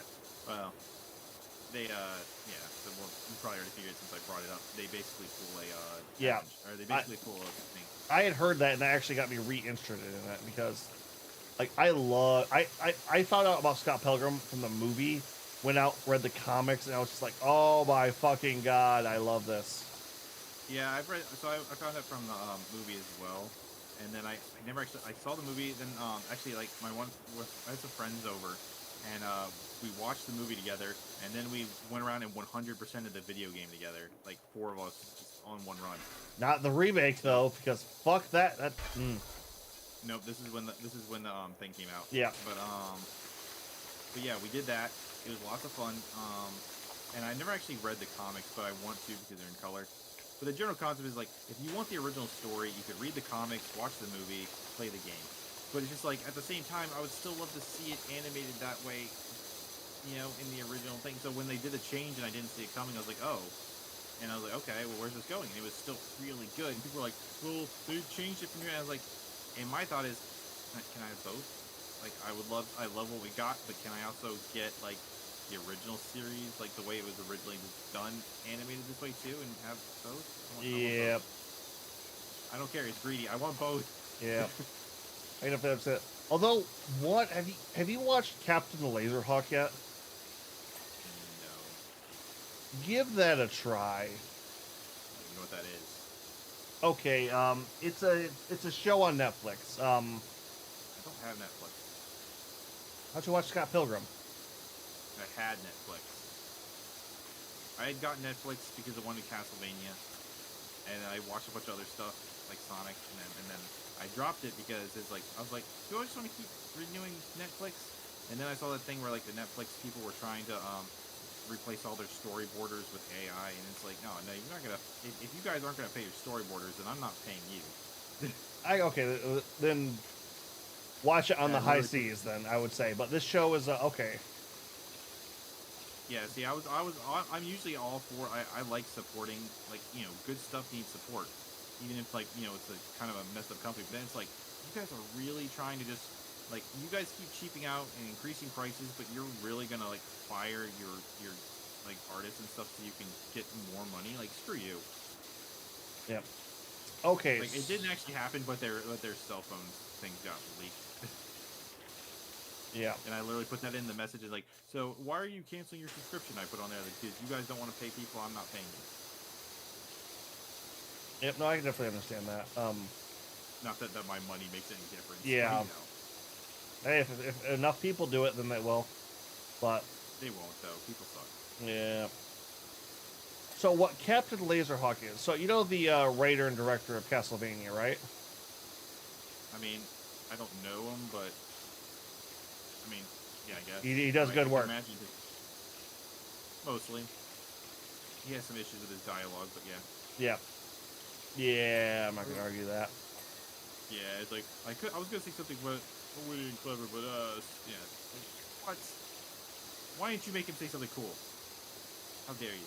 So Ubisoft has been. I don't know if he went to Ubisoft or Ubisoft went to him, but they got him because they wanted to help promote their games. Which ones in particular, I could not tell you, but somehow a deal between these two got made, and he basically, all right, I'm going to make a show with the Ubisoft characters. And when I mean Ubisoft, I mean the Ubisoft characters. All of them. You know, other than Assassin's Creed, I can't think of many Ubisoft characters. Splinter Cell. Oh, okay. I never actually played Splinter Cell. Rayman. Rayman still exists at Ubisoft? Are you sure it's not just the rabbits? The rabbits. They aren't characters, they're just white minions. Let's see who else was in here. Watch Dogs. I watched a friend play through Watch Dogs, and it's like Far Cry. it's just I haven't played that either. And he made a game with all of these Oh, and Rainbow Six Siege. You know, none of these things really interest me as far as characters go, to be honest. And he meshes them all into a single show. Oh, and Beyond Good and Evil. I bet that pissed more people off than made them happy. Like, you finally got Beyond Good and Evil, and you couldn't make a game, but you made a show. I can only imagine the fans were pissed. Oh, don't. I still need to play that game at some point, but like a little piece of me is like, so many people talk about this, but I own like 3 copies of it for some fucking reason. Like actual like PS2 discs. I'm gonna go ahead and assume that it's not as good as everyone. I saw a Zero Punctuation review of it recently, and he was just kind of like, "Look, I get how this was like good for its time, but he says it like probably hasn't aged. It hasn't aged all that well." Yep.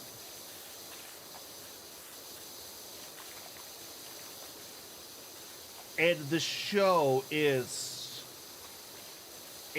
pure fucking 80s cocaine driven animation and gives no fucks through and through. Like a good thing. What? That sounds like a good thing. It is. It's like, oh shit, when you said give me all of the fucking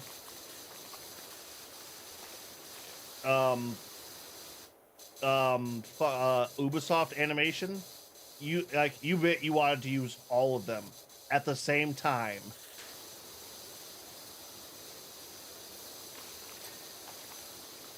So like the assassin they have from like Assassin's Creed is also a frog. Like a Ninja Turtle style frog. Why? Because Beyond Good and Evil, there are animal people all around.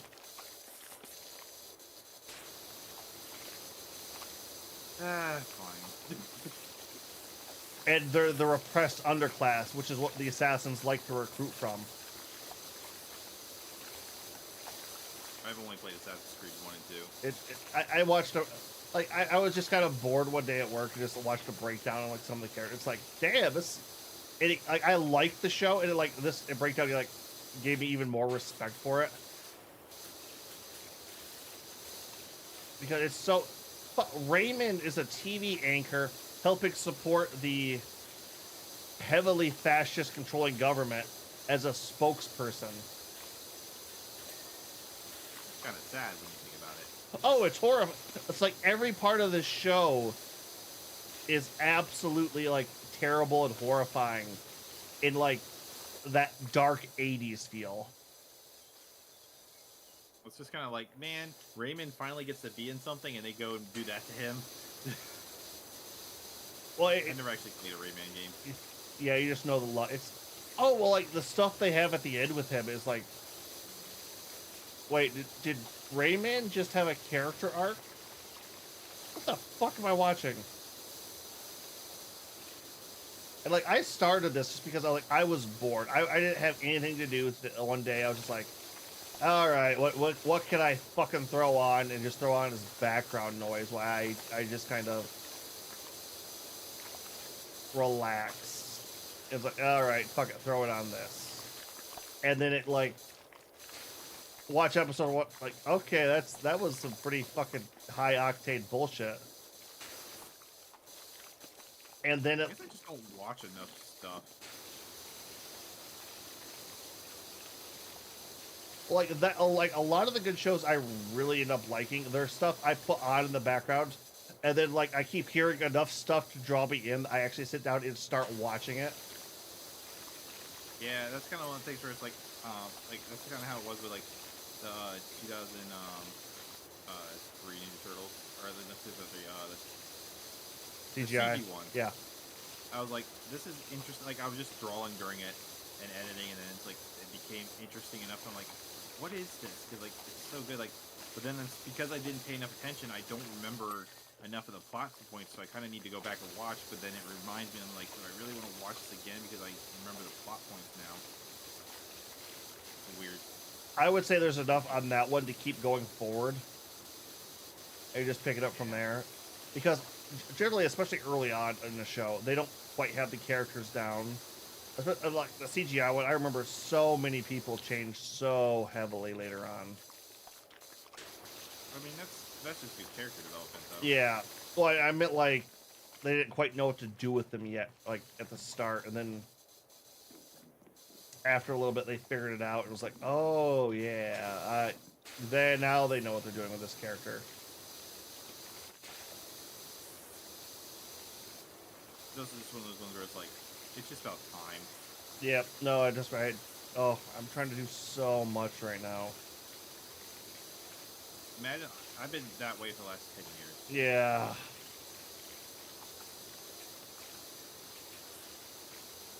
Like, fuck, like, the only social interaction I'm fucking getting is, like, every now and then I'll poke my roommate and we'll watch something, or my D&D night, which, you saw we were doing Borderlands 3 for, like, one of the things we're doing at the moment. Oh, was that who your group was? Yeah, it's actually my D&D group. Yeah, you guys, I was sitting there watching it for a while, I'm like, you guys don't talk much. Nope. We wanted to stream it because it has Twitch Interactive, and I'm trying to keep active with the group, but they're also we're just making fun of that fucking story too. It's bad. It's so fucking bad. I feel like you guys should have like played Baldur's Gate instead. I actually tried to get them to do that first, but the problem is that we only play once a month. We rotate between like 3 different games, so we only get to it once a month. And like we were getting lost in Borderlands, or not Borderlands, Baldur's Gate. You guys really couldn't just find like a thing where you play like every other week. Well, all like 3 of us have games. One guy is running a Deadlands, which is a Weird West style. You have no idea what that is, do you? Nope. You know, like how like Old West stuff has like a bunch of spooky, like mystic, like folk tales and ghost stories. Think of a D&D setting where all that's real. Commonly referred to as the Weird West. Oh, it's really cool and awesome, and my character's general response to anything he doesn't like is dynamite. I can respect that. Which, the DM for I think the DM for that game is getting a little fed up with that response, because, like, the last boss we went to, it was just like, alright, you see him, and it's like, alright, I'm gonna start hucking dynamite. But everyone else stand back. Party, it's like, alright. Him, it's like, well, don't you want to sneak? No, dynamite. And I take out like 3/4 of the encampment. The other one, it's like the other guys like rush in and sneak it at and sneak kill. And he's just kind of like, well, fuck.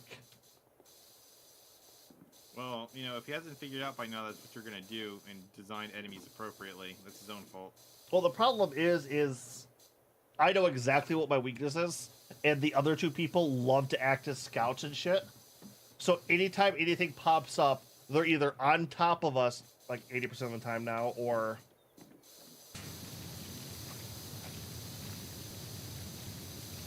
spread out enough I can't just blow them all to smithereens. Though we did have to change systems recently because to the newer version, because I finally like, okay, so we've been playing this game for probably a year now, and I finally fucked up, and he got a guy to get the jump on me, and he finally did a melee attack on me. Like, I got hit in melee for the first time in a year playing in this game. And then it's like, all right, Dynamite has a, I think I roll a d6, and on a 4, what was it, like a 5 or a 6, it detonates. All right, my dynamite detonates. And he's just like, all right, what's the blast? Everyone on the map takes 50 d20 damage.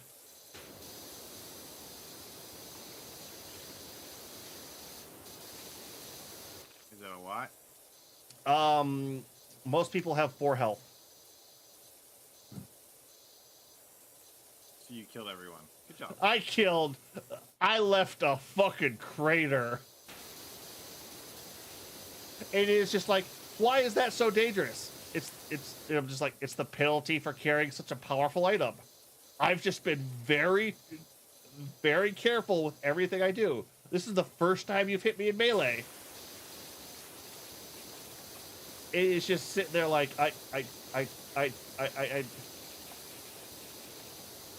it's like, yes, I very much kept a, if I fuck up, I kill all of us button on me the entire time.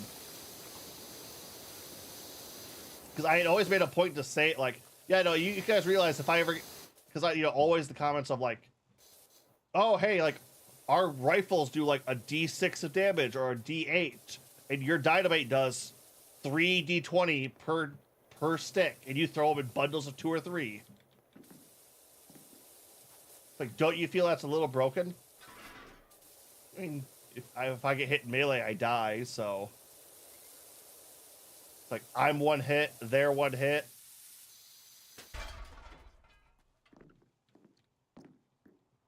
I get it. Yep. So we actually just updated to the newer version, which makes dynamite a lot less broken in every sense of the term.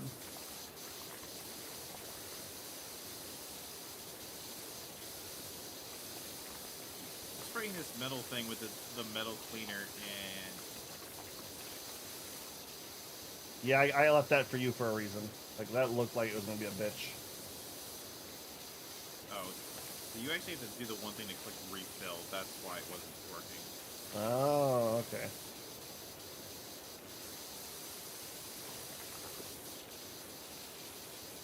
It's a very, like I said, I think you might like D&D if you can get with a good group. But you really do have to have a good group. I've been told that multiple times by a lot of different people. Because every time I hear like one of your stories, it sounds like the dullest shit I've ever heard. I mean, I had some funny moments, but... Like in that campaign we have going, it's like there is one of the guys, like at this point I'm with like a holy saint and a priest, and I'm a fucking disguise specialist shyster, and somehow I'm in charge.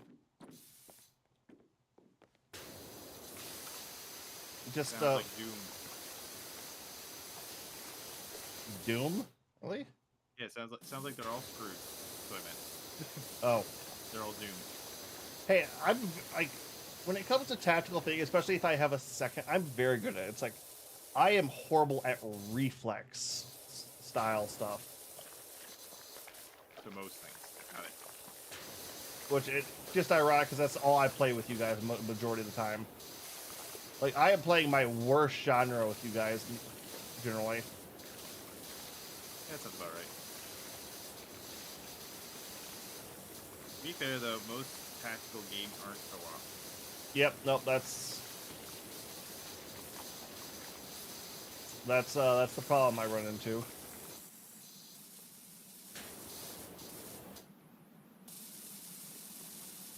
I really think of a few tactical games that I can think of are co-op. Like, I know, like, Halo Wars is. Well, the problem with, even with the ones I've played is there's no really good way to do it. It's like, it's basically one guy telling everyone what to do. And having them do it, just because if everybody has their own plans, you're all fucked. I'm trying to think of any. I can't. What? I know in Halo Wars, it's not so hard. It's not too hard that you can't just kind of do your own thing.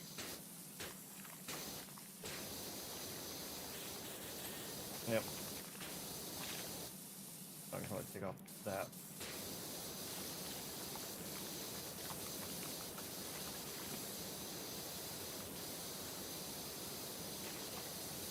Last thing is annoying. Oh.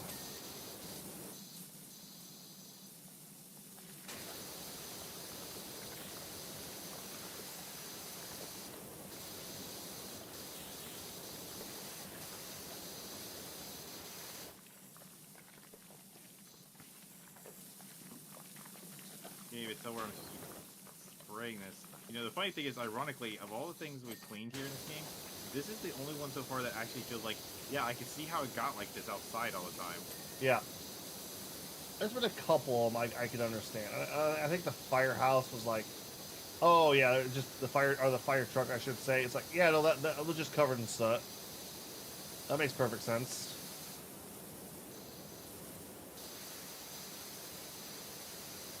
Oh, god damn it.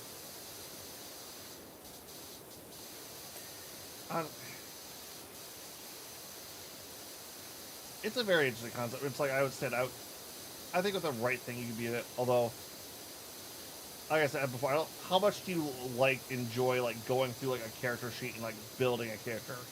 How much do you like mid-maxing and create custom builds? Not at all. It's definitely a Kiku thing.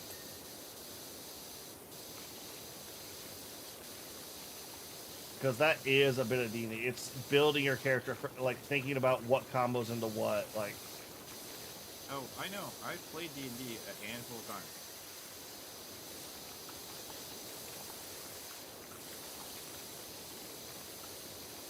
You just got to watch yourself. Like, are you the mid-maxer or are you the story-driven character? I'm a story-driven character. I tried doing like what your remember last time I played, I was trying to do essentially what your friend would have liked to do, where I tried to make it kind of like interesting and cinematic, you know? It's like, oh man, we're in this situation, let's do things like this and make it really cool.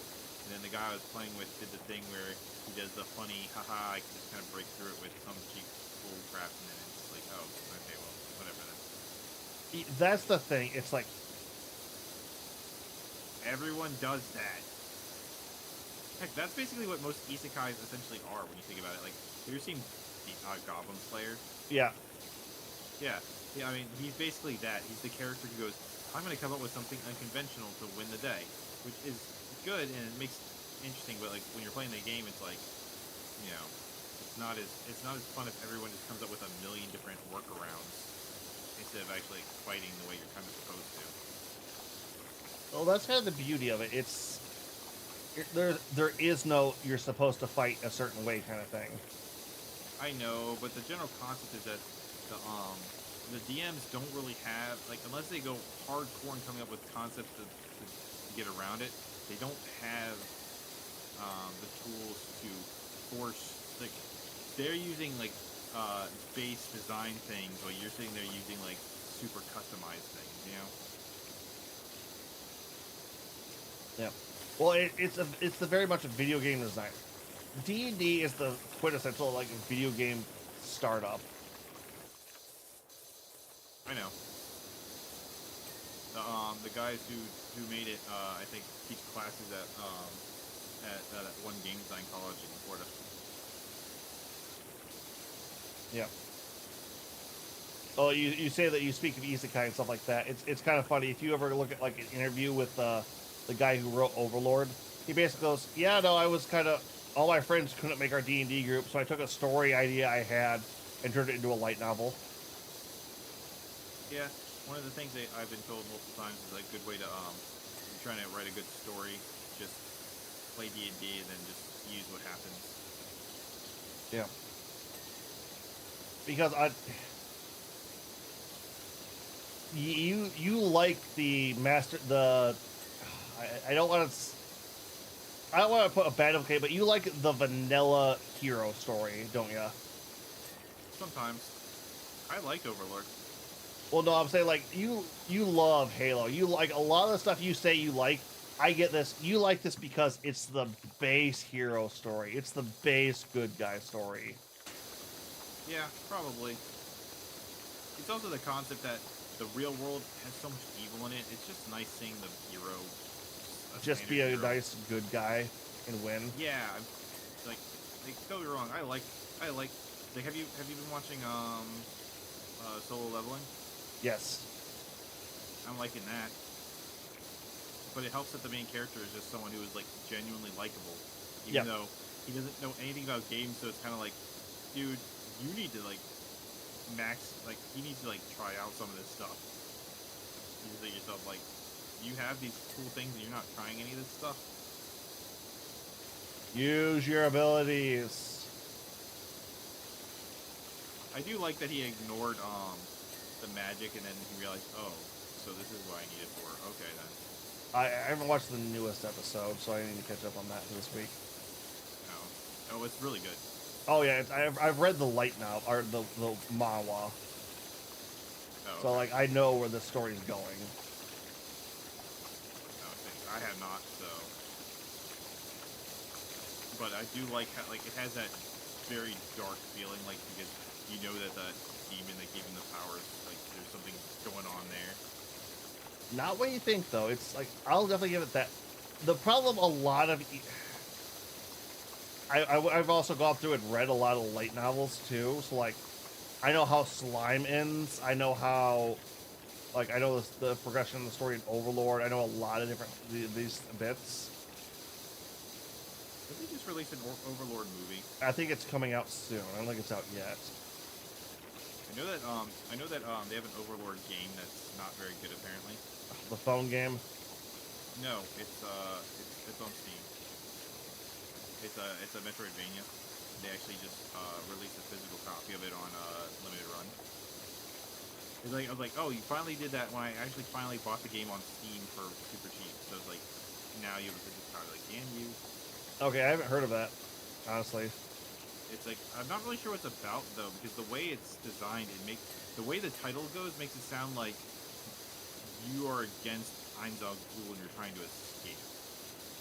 So you're kind of like you're fighting against them, which makes it sense. So like, I don't know. It's like I don't like Einzog. I like him as a villain, not as a good guy. Like I'm very mixed on how I feel about that series, but I keep watching it because it is really interesting. Yep. Well, like I said, the best part about the series most of the time isn't even Ainz. It's how everyone reacts and deals with Ainz. Just because he is such a fucking force in the world. It's like, you can't ignore him. You can't deal with him. You have to deal with yourself in the aftermath of having him around. I know. Well, I kind of keep waiting for, like, someone who can take him down. Like, I kind of want him to lose. Because he's becoming more and more evil. Yeah, but here's the other thing. Any of the nations he's actually conquering work out better for them in the long run. Too. I mean, I get that. It's just one of those ones where it's like, I kind of just want to see, like, a good guy kick his butt a little bit, you know? It's also the same problem I have with, like, Slime, where it just feels like, can you actually be threatened by something once in a while? Like, the fights start to get boring when nothing is a threat to him. They're the middle of the series that happens pretty heavily. Yeah. The back half, though, is fucking... Oh, my God.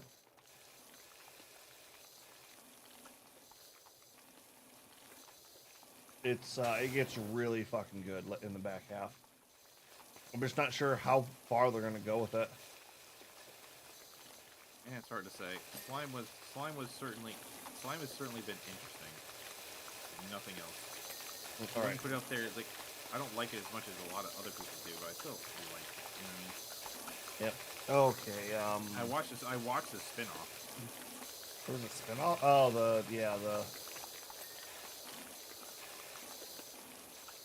Oh, this is gonna be irritating. What the fuck are the pillars? We're at 99%, and there's still like a big list.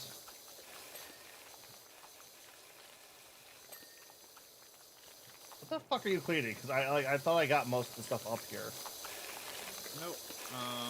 Shows like a lot of these little parts on here you like missed for the 100%ing of them. Like I just like sectioned off like 7 things. Yeah, I'm noticing that now. I'm not very detail oriented. In this, yeah, it's one of those ones where it's like kind of hard to see it with some of these.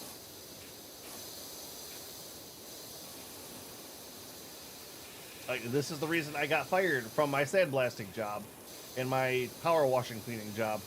I miss a lot of detail.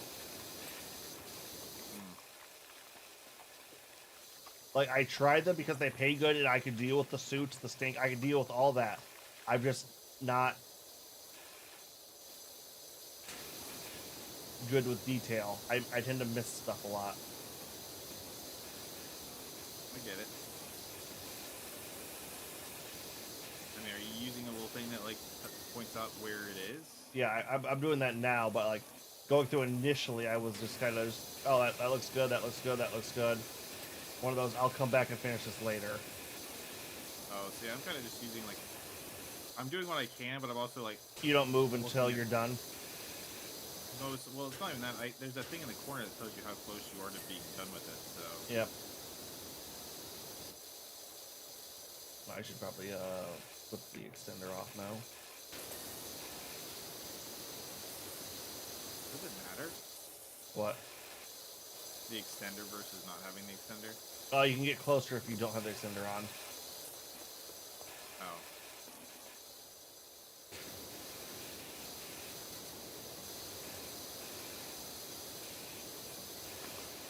I think I just had it on the whole time. I had it on for when I was doing the outer fences.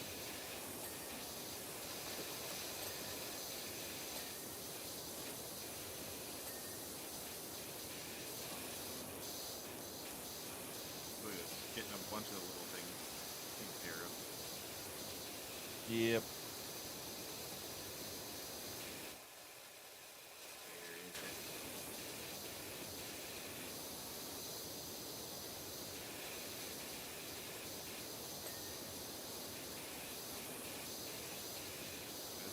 You've gotten very like anal about the little things. Yeah, they very much have here. And it's not all big blocks anymore either. It's very individual. Oof. I'm on.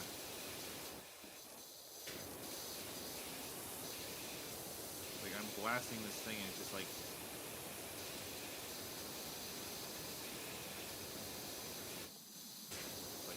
come on. What the heck part isn't clean? There we go.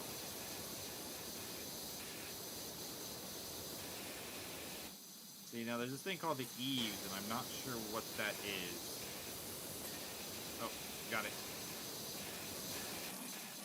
Alright, is that all the house stuff?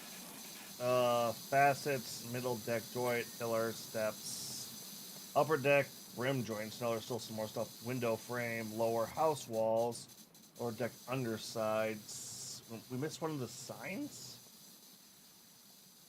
Upper house walls, upper deck joints. There's a lot of stuff up here. I'm gonna go get one of those. I'm gonna go figure out which sign we didn't fucking finish.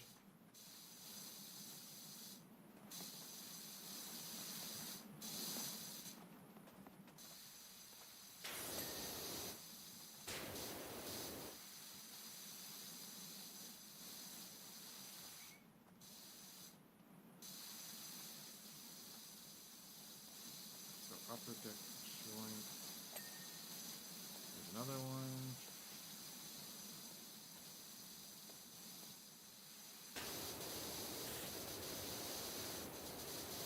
Yeah, now I'm just kind of like,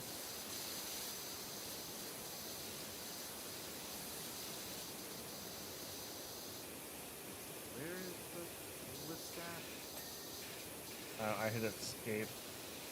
Let's see. So Probably start. Steps, upper rim joints. Steps.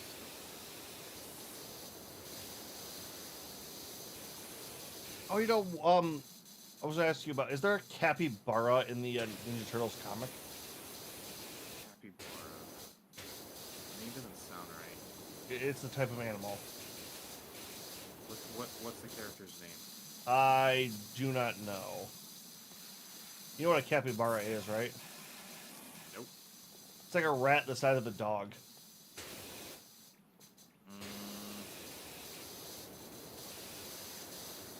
Well, Not to my knowledge. they're generally. Have you ever seen the pelican try and eat like the big furry thing, and it just like can't do it? It just kind of like nah, nah, and like it doesn't care. No. All right, I've been seeing a lot of memes with capybaras lately, so. It's a very interesting because he's a character who runs an animal shelter out in the woods. Is like always offering lemonade to people. Interesting. He's basically like the friendliest thing you could imagine. It's like he's basically like an unchristian Ned Flanders. Yeah. Only he starts off completely Flanderized and then gets a character afterwards. I can't. Doesn't sound familiar. Okay, what do we got here? Facets, middle deck rim joist, pillar, upper deck rim joint 2, lower deck house wall, lower deck underside, upper house wall. What the fuck? Okay, this is the house wall.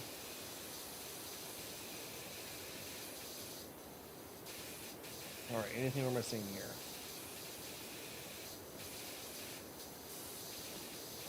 Oh, there. I saw something.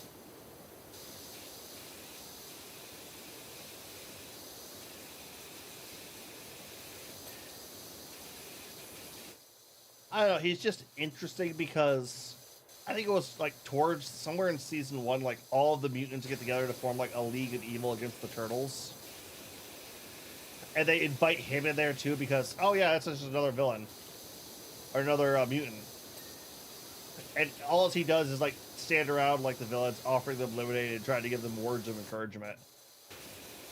And the turtles see him. Why are you here? Oh, they invited me to their club. It seemed like fun. It's like, get out of here! Like they're evil. Oh, Yeah, like they don't seem too bad. That sounds like a Ninja Turtles thing. I can see that. I can see that. Yeah. You see where I'm standing? There's something. I'm guessing it's up. Actually, I'm just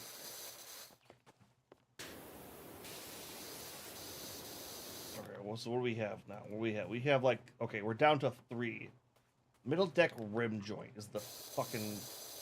Yeah, it's just right here, and I see the thing. It's on this little edges right here.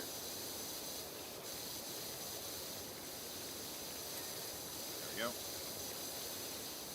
We have to have more than 3 because they haven't gotten the thing where it says like how many there are. Because that wasn't the. Okay, so we have. Let's see here. Upper deck rim joints. Upper deck. Yeah, we're on like a lot, except for upper deck rim joints. We're like on 1 for like a lot of this fucking shit. Here's another one.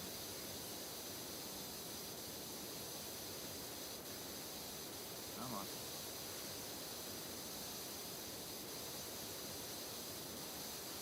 Come on, you stupid fucking.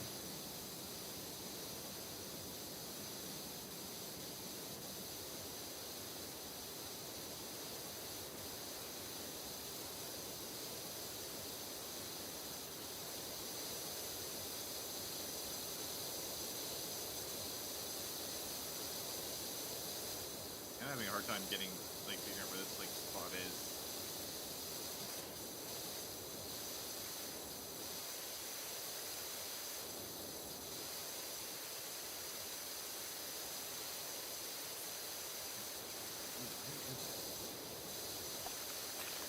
Got it. There you go.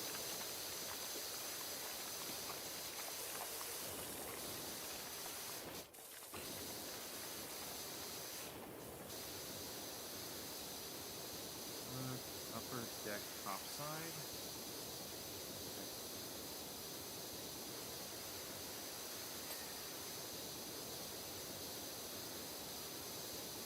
There we go. Middle deck rim joint, upper deck rim joint, and lower deck house wall.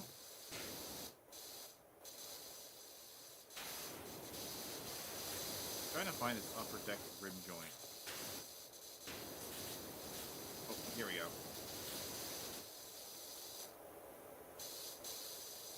Which one is it? Where are you at? There we go. Lower house. Yeah, what the fuck is the lower? Is that the bottom part? Or yep, it's that bottom.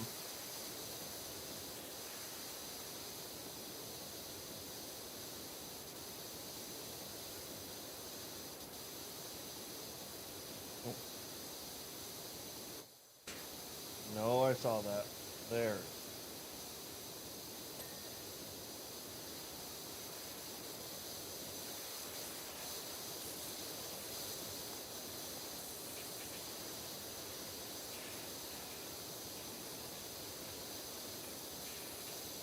Oh, it's over here. Is it? Holy crap. I think that took us an hour and a half.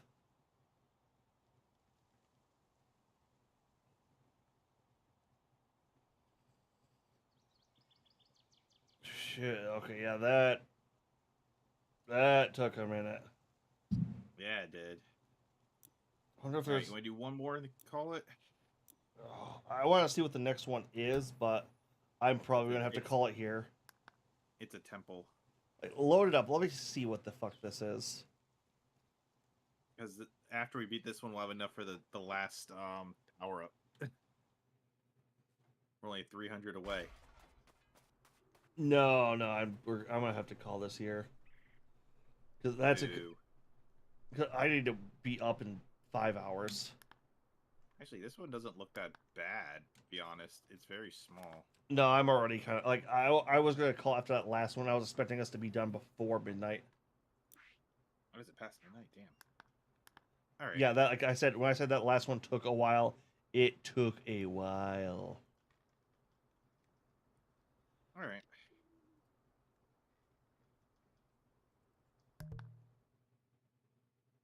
All right, close it by the. Yeah, let's raid out. I was trying to go back to the menu on there, and it's just like, oh, wait, I thought this would take me to the menu. It didn't. Okay. Let's see who is on. You want to raid our good friend Prez? Yeah, I could do that. Someone else. No, I got Prez is good. I haven't actually raided him in a minute. I've actually been on a pretty good watch streak for his side. Yeah, same. All right, everyone. Thank you for coming out. That last one was painful. Yeah. I do wish we had done it in reverse order because, whatever. We'll get the strongest thing next time. Yeah. All right. Well, until next week, everyone, have a good night. Later. And I clicked it without actually clicking send over. Oh, boy. There we go. Yep. Okay, let's... Oh, wait.